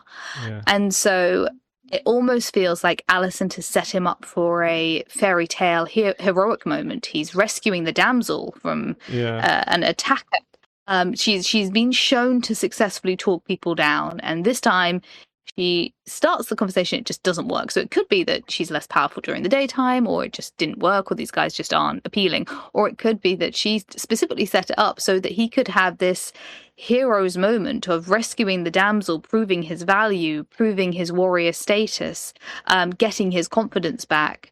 And she's playing both the three different aspects of the kind of pagan womanhood. She's playing the maiden, mother, and crone. She's playing the damsel, she's playing the mother, and she's also playing this powerful sorceress all at once. And I enjoyed the fact that it fulfills all the things that Aemon needs to feel to kind of get his confidence back. He needs to feel like he can stand, for the first time in his life, he needs to feel like he can stand on his 2 feet without Vhagar. It's one of those interesting things that he's got the skills, like he's theoretically a very good fighter, and he got shivved in the back by a gormless, strong person, or a Tully person, whoever it was. And that's a strong boy, yeah. Yeah, he got shivved in the back by a kid, and he's never actually, outside of Vhagar, he's always found his self-esteem through Vhagar. He's never actually been able to go, I'm a competent fighter, I'm a valued son in my own right. He's always used Vhagar as a crutch. So I feel like he's speed running the mental health psychotherapy of Harrenhal in that he's been injured, but he's now had his hero's moment. He's rescued the damsel. He's found value in his own self. I like the idea that she ended the scene by saying, "You seem to be better," and it's not just the physical side of better. It's this again, genuinely, I think for this character, the first time he's ever actually, without Vhagar, really felt like he's in a power position. But he was he was a known good swordsman growing up. He was a known good swordsman. I don't think he's ever psychologically digested that. I think he's always viewed himself as only relevant and only powerful because of the dragon, because that's how he was treated as a child. He was treated as nothing until he got the dragon. And I don't think he's ever really truly come to terms with the fact that he is a competent and valued fighter without Vhagar. And so, yeah, I found that interesting. I also enjoyed the makeup on his back during the sequence where he was kind of going up through Harrenhal. That shows that there seems to be some inflammation or infection, which plays into Helena's story about him burning but not burning. Oh, okay. Was that from Sunfire, do you think? No, as in Aemond. Yeah.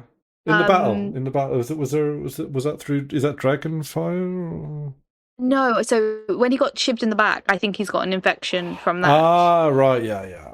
So yeah, he's got it looks like, so there's kind of vein track marks up his back, up his lower back.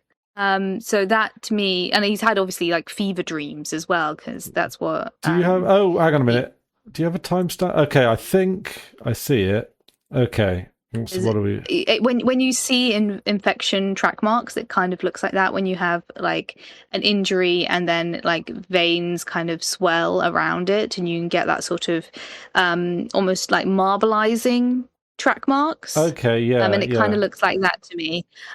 So that makes sense if he's had some level of infection, and the idea of he's kind of burning from the inside out. If he's had a fever with potentially like partial sepsis while he's recovering from his being stabbed in the back. And that makes sense for Helena. He's burning but not burning, and he's having dreams of dragonfire. He's having Alicent says, you're just dreaming, it's just the old dream. Like it makes sense to me that that's happening. Yeah. Yeah. Okay, yeah. I think that's the frame you're talking about, right? Where he's got the I think that. Yeah, that's what I'm talking about. Yeah. So, and it doesn't look like a huge wound. Like, it looks like probably a relatively deep wound, but not a huge wound. But that does look like infection track marks to me from what I know of what they look like. Yeah. I could be, I'm not a doctor. I might bark up the wrong tree.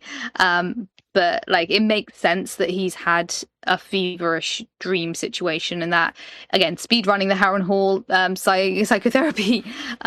He's having the dreams. He's having all of that. He's also sleeping in the same bed as Daemon was. And the other thing that I noticed with that as well is obviously one of the parallels that we haven't really looked at. The only time you really kind of think about the parallel is talking about Bloodraven. But the idea that Targaryens are these pale blonde, very fair skin generally, people with purple eyes seems to... It's never actually, the connection's never really drawn with werewolves. The fact that werewolves have white faces and red eyes, and just the image of him with that mark up his back, with his white hair and everything, just reminded me of a werewood tree. And it kind of again feeds into the kind of mythology of Harrenhal. That there's this kind of old magic happening. He's sleeping in a werewood bed, and he's got this sort of branch-like, tree-like track marks up his back in red that just kind of drew it. And then that also parallels to at the end of the fight where he quote unquote saves Alice. The last guy he kills, he shoves into a werewood root, doesn't he? Guy is like skewered on a werewood root. Oh yeah. And so that's a blood sacrifice. So if we're talking about the blood of the old gods, they love their blood sacrifices. They love all of that sort of thing. Yeah, I'm going to slow-mo that again just to see. Talking of that fight sequence, though, there seems to be a slight either cut moment or a continuity error where Alice seems to be... so Alice is pinned down, she gets rescued once, and there's another guy who tries to grab her. She like knocks him out, and then he goes and attacks Aegon. And then I swear there's another guy that you see her like being like restrained by him, and then he's just not there in the next shot, and she's like, kind of heavily breathing on the floor, and she's like, okay, you seem better. I feel like one of the I can't see the death of one of the attackers. I feel like there's like one death continuity missing in that little sequence. It's a good sequence, and like Aegon looks cool. He's a good fighter. Good for him. But I feel like there's like a shot missing. I think I know what you mean, but I think the guy you're looking for... I mean, in all fairness, I'm very tired when I watch the sequence. It's hard to keep track of. I'm watching it now. It's slightly chaotic. It's very chaotic. But I think he does come across. It's just not. I think it's. I could be wrong, totally wrong, because it's such a chaotic thing. I think he moves quickly and a bit. Yeah, he comes away from Alice and hits Aemond relatively quickly, and I don't even think it's entirely in frame. Yeah. So, it's fine. But I did like the idea that potentially a blood sacrifice upon the werewood tree is potentially what's going to, get Aemond back on his feet. And that would just make sense in the mythology of the old gods. Yeah. I have a couple of really quick, tiny ones on my notes. And then I've got a slightly more elongated one that I want to go through. But I felt sorry for the poor horses that died times. I was miserable. I didn't like the up close visuals of that. The idea of the law of flea bottom, and that the coulda, woulda, shoulda, which someone in the live video, who was it, X-Rex, was saying if they'd made Daemon had been made heir, then all of this would have been fine. And everyone would have followed Daemon as the true king instead of Rhaenyra. The coulda, woulda, shouldas of the first season and the second season, if they'd stayed in King's Landing and, you know, established and kept track of the gold and not abandoned Viserys to have Alicent become regent and let Otto take over.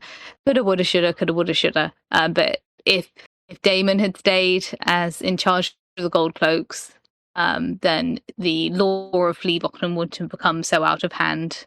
But, you know, we can't go back. Coulda, woulda, shoulda. Well, yeah, but also... they left because she was scared for her bastard children. The natural line of succession would have changed with Aegon anyway, right? Whether or not Daemon was named heir, right? Yes. It'd be up in the air, like it was with Rhaenyra, but I think they'd be more likely to, you know, take Daemon over Rhaenyra. It would have been a question of, it would have been if Viserys held out on not naming an heir and then had married Alicent and then had Aegon, then Aegon would have been the unrecruited heir. Yeah. You know, there's all these different options. If Daemon would have been named heir as default, they wouldn't have put Rhaenyra into the listing, and then Aegon came along, then Daemon might have just killed Aegon as a baby, or he might have been like, yeah, that's fine, that's my brother's heir. Like, there's so many what ifs in this sort of a story. It's a tangled web. But the idea of, if, like, there's so many different, like, turning doors within the story where if they'd just done one thing different, maybe everything would have been different. And just the mention of the fact that the Gold Cloaks have been kind of not neglected, but not fortified is one of the coulda, woulda, shouldas.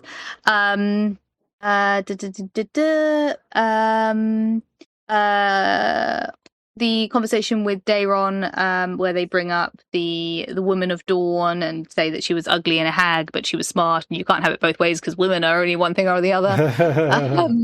What's the term used? And thick of waist or something was that? Thick of waist, yeah, which I feel like is a kind of a slight nod and a wink to the third wall, because isn't that what Rhaenyra is described as in the later part of Blood and Fire? Is it Rhaenyra described as being thick of waist? Yeah, it says that she, you know, she got fat after she had kids. Like, she's stressy. Yeah. And while her people are starving. Yeah. Yeah. So I feel like that could be a nod across the third wall, or it could just be him being a misogynist, which is no news. And I also like the fact that he referred to as the Targaryens and their dragons to Daemon, as in, you know, you are the other and your dragons are the other, and again trying to kind of manipulate him into thinking that his dragon ownership is the evil and the wrong of the world. So it's just more manipulation. I mean, he's not wrong on that particular account, right? Like, things settled down a lot more once the dragons had gone. So there's also less nukes in the world. Yeah, but also but there's less nukes. Okay, so here's a what if. Would Aemond, right? Let's say that Aemond manages to get Daemon on the throne. Daeron's dragon is one of the youngest. Does Aemond kill Daeron's dragon? Now that I wouldn't be shocked if he did. So the vibe I got, and this is a very specific Game of Thrones vibe, but I'll be interested if either of you guys had this kind of feeling. Cersei's opinion on Lady, killing of Lady, and having Lady chained, kind of reminded me of the scene in the last episode where Daeron's dragon is chained in the Sept. And Aemond's relationship with the dragon in that sequence. I don't know whether or not that was just me, but it just kind of gave me that impression that, like, if he could, like, it feels like the dragon, I can't remember what Daemon's dragon is called, but if Daemon's dragon could kill Aemond to defend Daeron, he would. Like there's a level of like kind of defensive guard dog happening between those two, and I think they would both be happy to kill the other to get Daeron round to their side. Yeah. I can see that being a thing. What other quickfire ones do I have? Rhaenyra's whole thing about not being able to see her child, seeing Joffrey, and her avoiding him. Oh yeah. And you know, she can either be queen or she can be a mother. She can't really be both.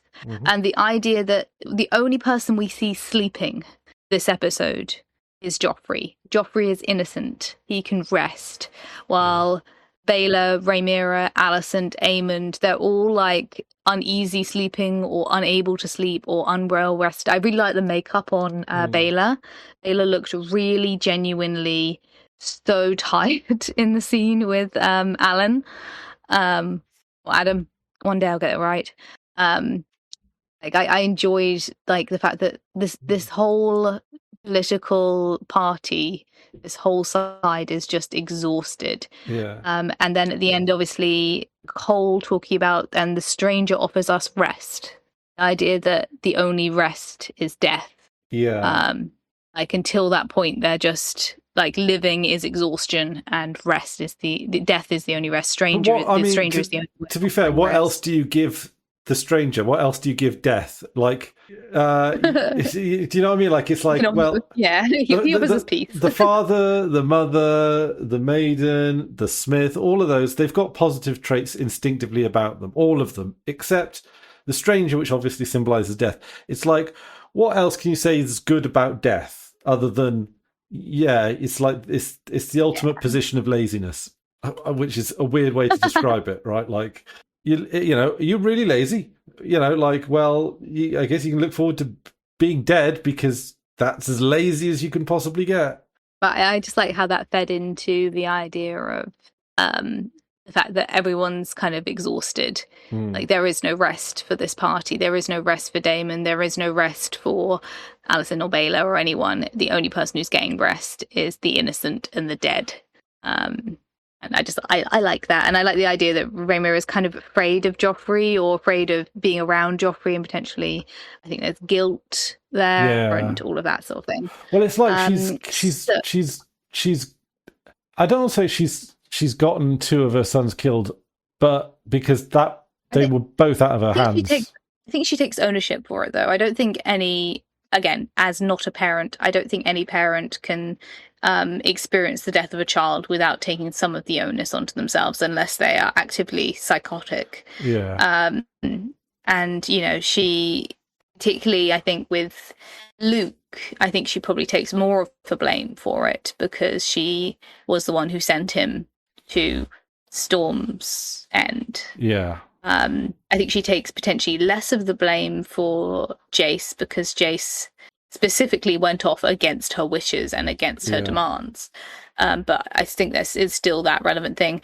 The interesting thing with Joffrey coming back, though, is she hasn't questioned where Rhaenyra is. No. Rhaenyra, who was meant to be looking after Joffrey. Rhaenyra, who's that? Like, she doesn't go, oh, and where are the children of Rhaenyra? Well, wait. I mean, would she be with Viserys and Aegon the Younger? Presumably. But I don't know. I found it interesting that there's been no mention of Rhaenyra this episode. Yeah, because are her two boys she had with Daemon, are they supposed to be in Pentos right now or something? They were on their way to Pentos when we last saw them. They were meant to go with Rhaenyra. And at some point we need a scene with whoever they're sending them to in Pentos going, isn't it meant to be a princess with you guys? Yeah. Is she just under the assumption that that Rhaenyra is she's fine, just in Pentos, probably going to parties or something, you know, living it up. Probably got a hangover. She has no real connection to Rhaenyra, but also poor Rhaenyra. And then all the rest of my notes are about the Helena Alicent plot lines. Okay, let's. Any conspiracy theories or? So it's mostly just character stuff. So in terms of conspiracy theories, what does the don't eat that would make poison to us that Helena was talking to just her daughter Jasira. She was talking about either bugs or Jahira, that's berries it. in the Godswood of King's Landing, and saying don't eat that would be poison to us, after refusing to drink the poison tea. So again, we pay attention to Helena. What she says is truth. I found from a character. Max, you go. Yeah, and they show the caterpillars. I think that is a not so thinly veiled reference to, and they did mention butterflies earlier. To George's post. Oh, yeah. I feel, again, I've heard that's a wink across the fourth wall to the butterfly effect of changing things in the story that George views as gospel. So yeah, I also found it interesting. Helena at one point says that she wants to see the moon. She needs to see the moon for some reason. And I don't know. Yeah, that got me nervous. Yeah, that got me nervous. And yeah, I really enjoyed. So one of the things that I was hoping for that has actually happened is I think I mentioned it last episode, is one of the things that, as far as I know from the books, is prior to the death of the children and the blood and cheese thing, Helena's supposed to be quite normal, and then afterwards she becomes a bit crazy.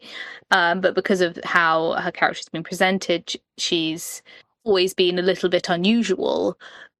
So I enjoy the fact that what seems to be the character change post the death of her son and the trauma of that is she seems to really be self advocating in a way that she hasn't previously. Prior to the death of her son, there's not been as much self-advocation. And now she's saying, no, the child is mine. No, I'm not drinking it. It's not tea. We know it's not tea. I want to leave. I need to leave. I want to see her actually putting her foot down about her wants and her needs, versus Alicent for all of these years, who's not said what her wants and her needs are, or even thought about what her wants and her needs are.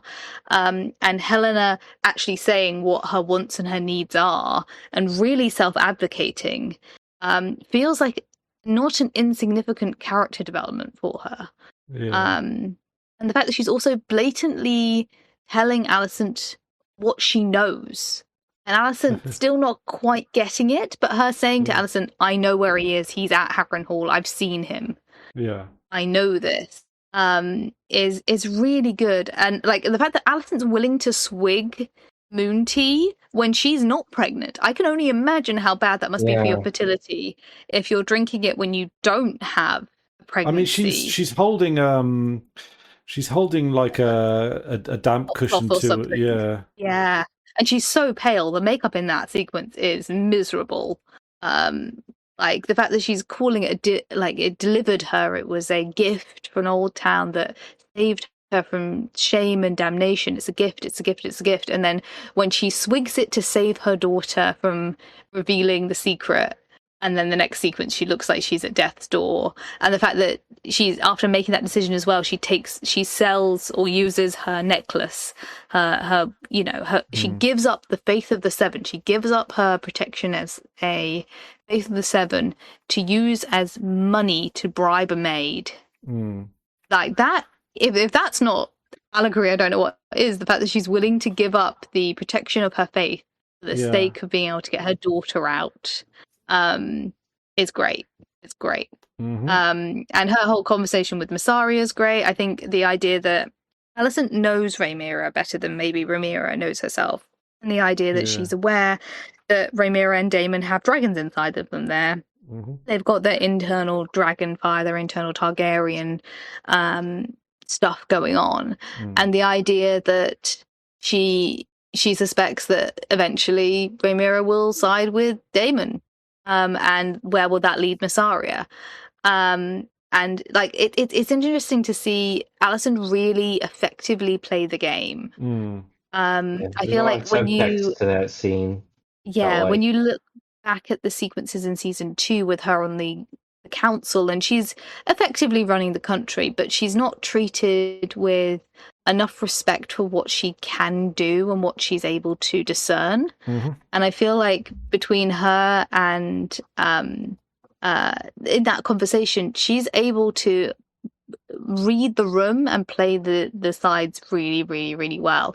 And she's willing to sacrifice. Like, I feel like obviously she was hoping that she could get away with hiding the Moon Tea and hiding Helena's pregnancy. But then the fact that Mysaria both knows that she lied to protect her daughter and knows that she was willing to physically sacrifice to protect her daughter. Like, in an ideal world, you know, the lie would have passed, they would have escaped, all of that sort of thing.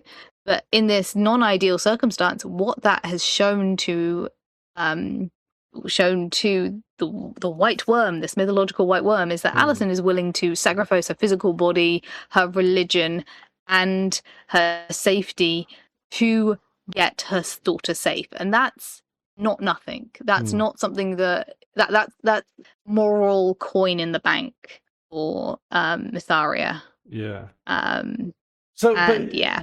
So you were you were theorizing in last week that was it last week, the week before, or both maybe, that Mysaria might not be as trustworthy as. I still don't necessarily trust her. But I feel like she's got. Okay. So this is how I feel about Mysaria. To clarify my thoughts from the previous week, I think she genuinely has a really strong, good moral core. Yeah. I don't know whether or not that moral core specifically aligns with the Targaryen royalty, and that her position of authority that she's managed to make it to within the position within the Targaryen royalty could be a stepping stone towards something different. I don't think that her loyalty is to Rhaenyra. I think her loyalty is to something else. Now, that could be genuinely just to the small folk, or there could be another layer to it.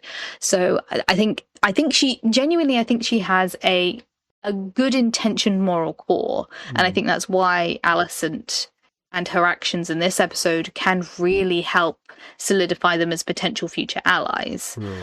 But I just don't think she's necessarily loyal to Rhaenyra, if that makes sense. Yeah, I mean, I by and large agree with that. Like, I think your point about, you know, when push comes to shove, Rhaenyra's probably going to go with Daemon over Mysaria is, or at least there's a risk of that happening. There's a risk. Then that puts Mysaria in a precarious position because she hasn't got many friends. No, she has not.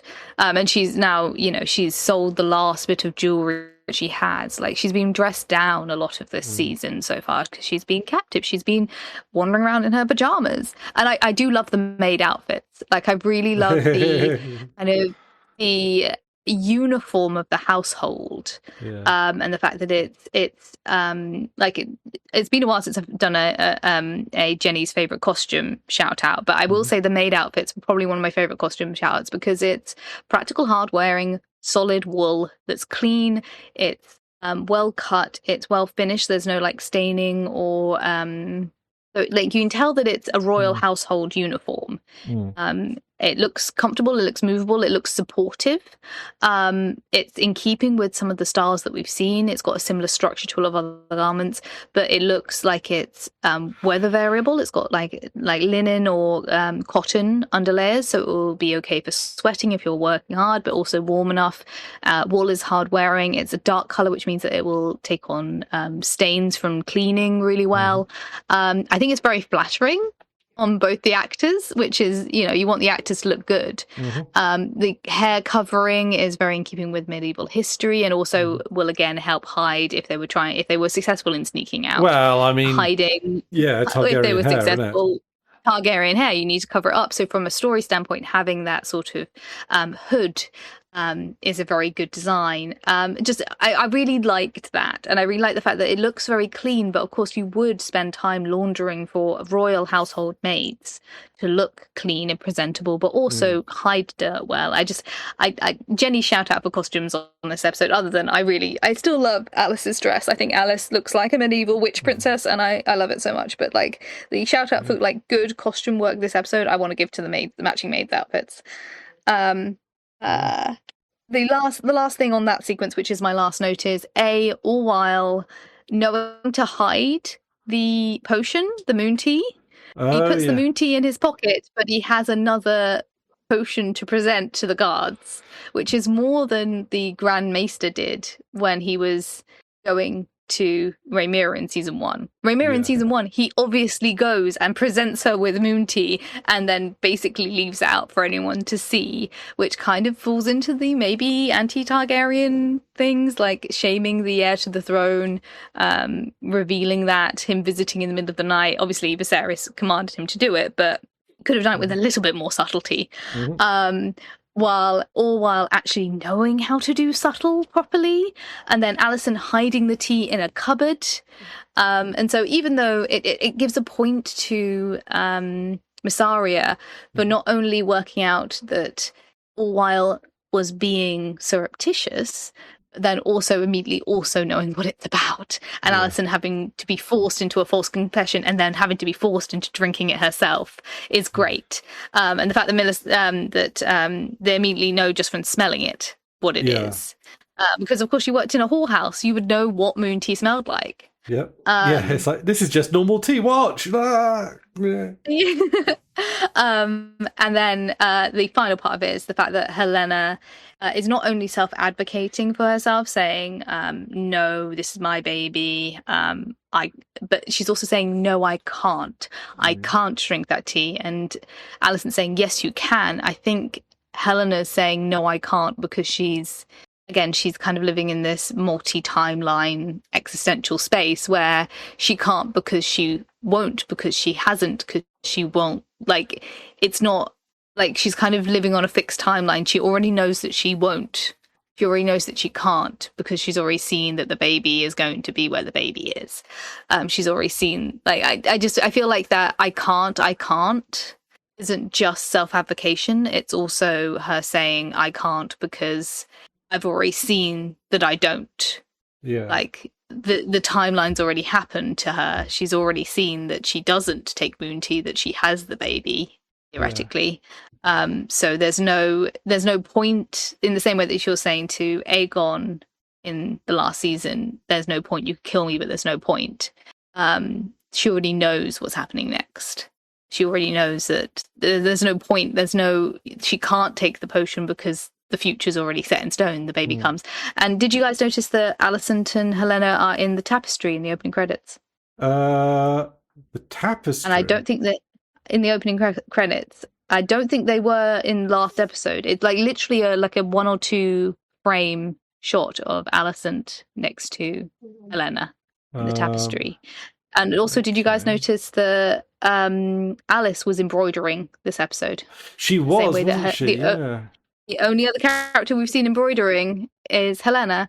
And so it goes into the idea that Alicent and Helena are kind of similar entities. They both have the similar sort of mystical energy. They both have a connection with Aemond.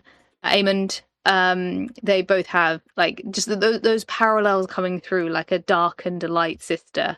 And like the only other person we've seen embroidering on an embroidery hoop is Helena. And then we saw Alice doing it while waiting for Aemond to wake up. It's how they communicate, isn't it? They embroider. And then they send it via pigeons. Yeah. I'm not finding this hidden frame. I've closed the tab. Let me see if I can find it. I'll be interested to see whether or not this is, maybe we finally found out what the gap is between my streaming and your streaming. Let me. I see Corlys and. It's quite near the end of the Jace. I see Rhaenyra. I think I see what you're talking about.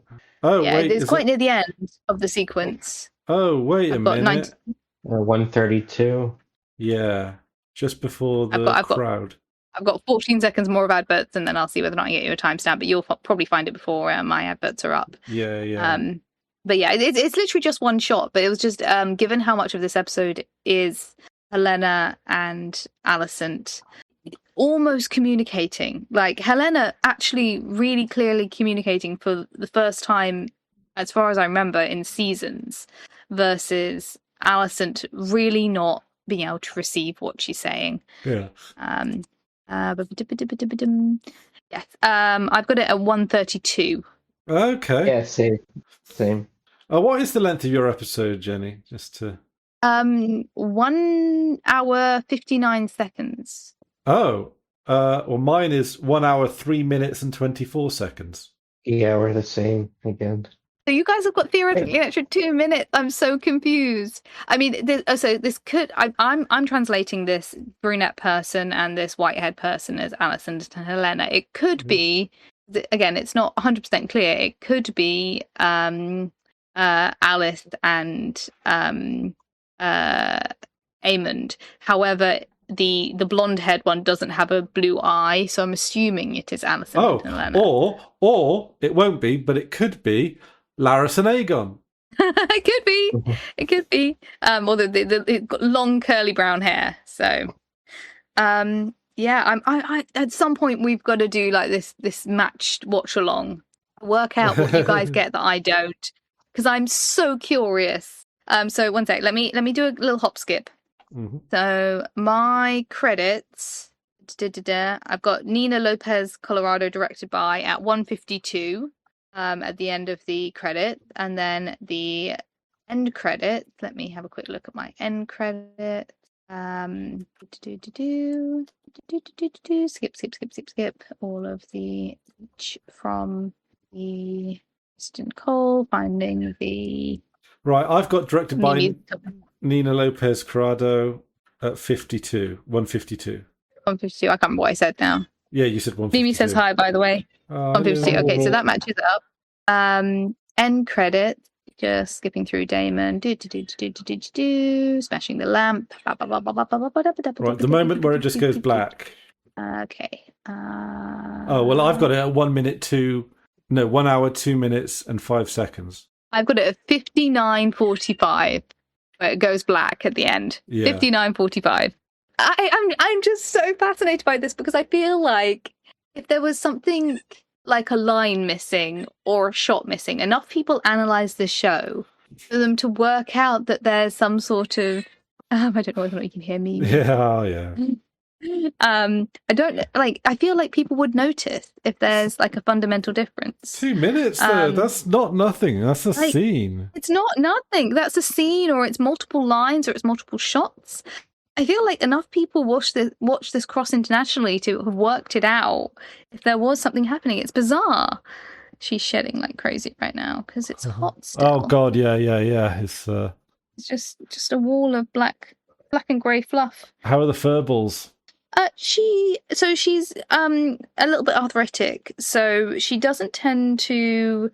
She's also a short hair, so that helps. Yeah. But she's more that she's not very good at self grooming now. Like a lot of her hips and booty area gets a bit neglected, and I've got to go in with a comb because she's an old girl. Like I got her at 15, and it's been 2 years come December, so she's at least 16, coming up to 17.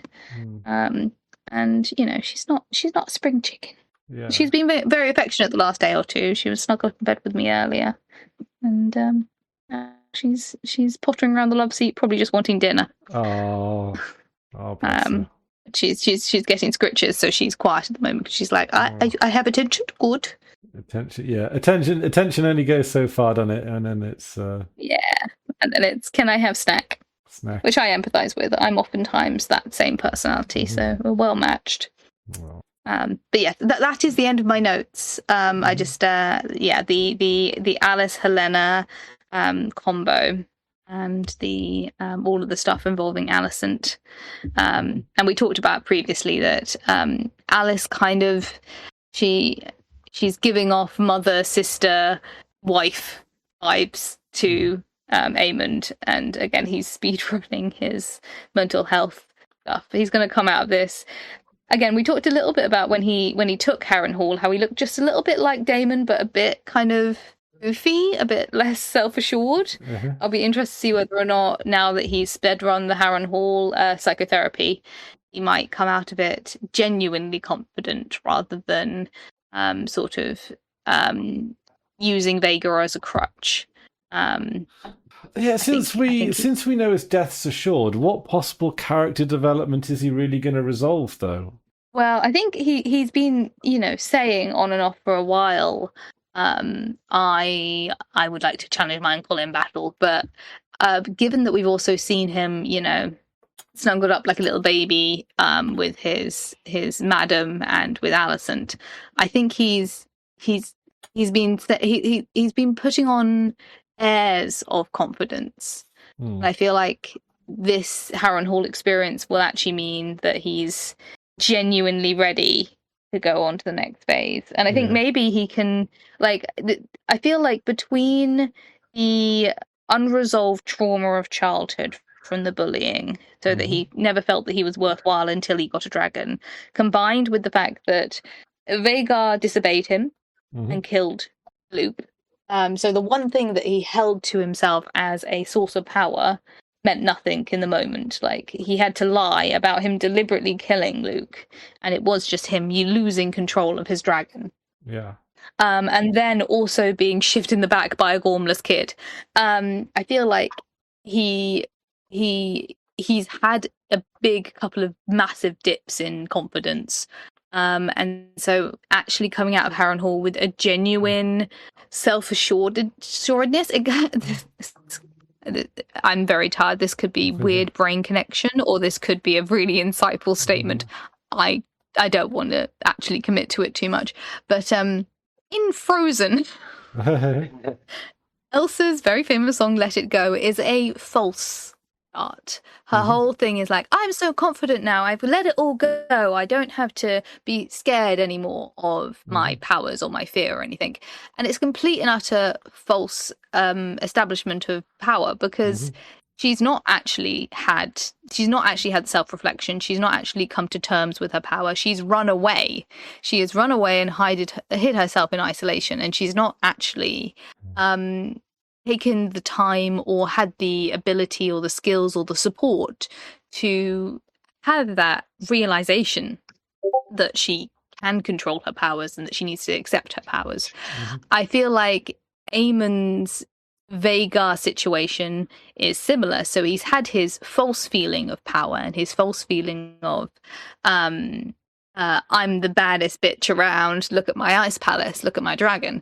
And then this is when it actually, so in Frozen 2, she actually has her kind of real feeling that she's actually connected with her powers and really feeling like she's okay in herself. She can be herself as well as having her powers.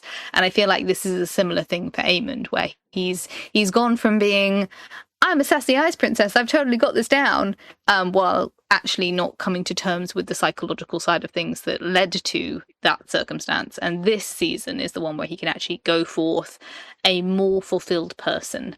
And that makes him scarier and more dangerous in many ways. But yes, a bizarre metaphor to bring those two characters together, but that's how I see it. I feel like his Vhagar situation was a false power dynamic, a false feeling of security, because unless you have the assuredness internally to hold the weight of your power, then you're not going to be able to hold the power. And I feel like that's a lesson that Rhaenyra hasn't technically learned. I feel like Rhaenyra needs to go to Harrenhal and get it on with Alice and do her Harrenhal psychotherapy. And then she'll be a good queen. To terms with the trauma of her father's lack of communication skills. Yeah.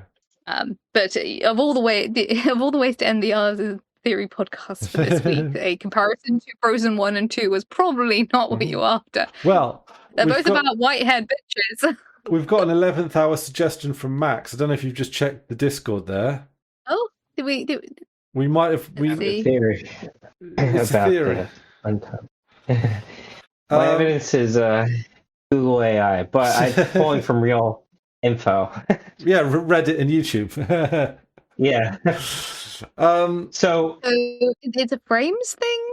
I think it is. I think you to fit it in because it's recorded at 24 frames a second, but it's broadcast on cable in the UK on Sky Atlantic, I guess, at 1 frame per second faster than it is in North America. So that I mean, if our time codes are different by like 4%, about 4%, then that's about 4%, isn't it? Yeah. Yeah. Wow, that's so so I'm just watching it slightly faster. Yeah. Yes.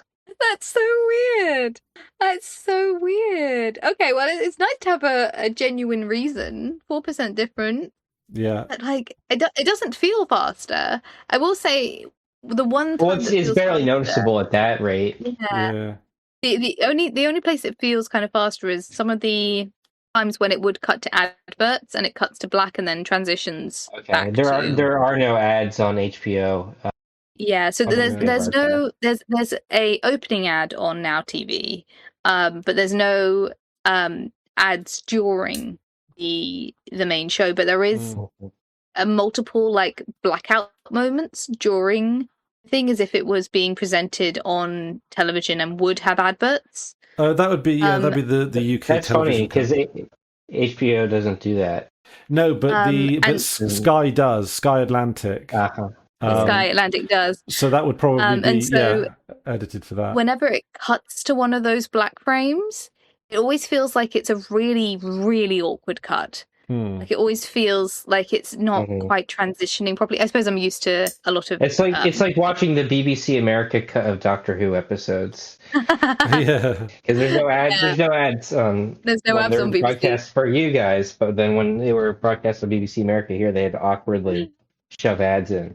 Yeah. I think the thing is, I'm used to when I watch American TV shows, I'm used to like a lot of the American TV shows that I watch are my kind of dumb comfort watching shows. And so they will really play up to the ad breaks. Yeah. And so they'll really have like we're building into the ad break now, and then we'll have the ad break, and then we come back and we do a very brief recap of what happened in the last, 10 minutes of programming before the advert break. And so I think part of the reason why it feels so jarring to have the ad breaks inserted is because Game of Thrones isn't designed for it. Yeah. So it doesn't really feel like you're going, okay, now time for intermission. It just feels like that was a strange cut. Yeah, it's interesting, but yeah, the slightly higher frame rate is that. I mean, it's an answer. It makes sense. I think that's it, really, because we have yet to come across anything that has been explicitly cut out up until the first credits is bang on the same. So it seems that it is a gradual and consistent movement apart from each other. So at the beginning we'd be most similar, and at the end we'd be most different. And I think that kind of explains it for me. Yeah, because that makes so much sense as well. Because genuinely, if there was like a line or a scene, or like it takes a lot of money to shoot a beautiful landscape vista or animate a dragon, or have an actor on screen, and to cut a shot unnecessarily. Yeah. That's a lot of money in the bin. So yeah, I think we found the solution. Yay! We've learned something new. You're not missing anything, Jenny. So I'm not missing anything. Feel relieved about that. You're watching it faster than us, so you get the information. Yeah. I'm just absorbing information at a faster rate. Well, there we go. So you can watch it more times for the.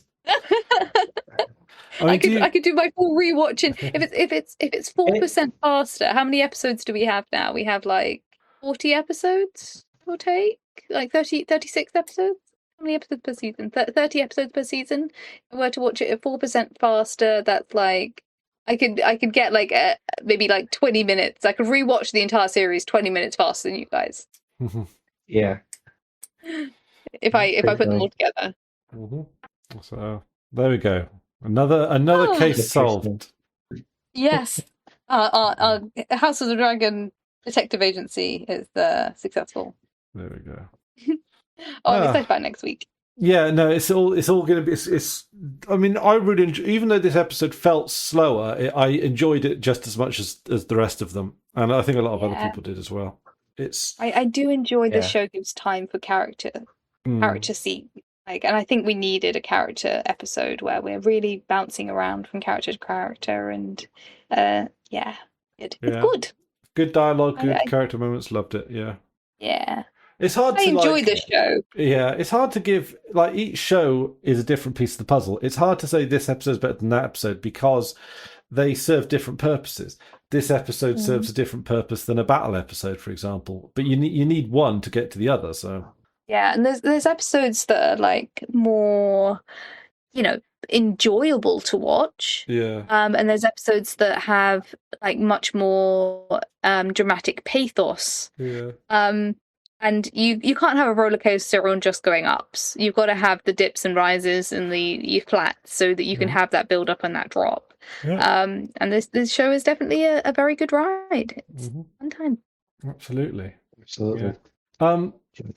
Incidentally, I'm not going to check my schedule now, but I've got but I might be able to do next week's episode a bit sooner, like on a Tuesday. I'll just double check if you. Let me grab my phone because I That did. should work My for me. manager actually sent the rotas out ahead of time. I am shocked.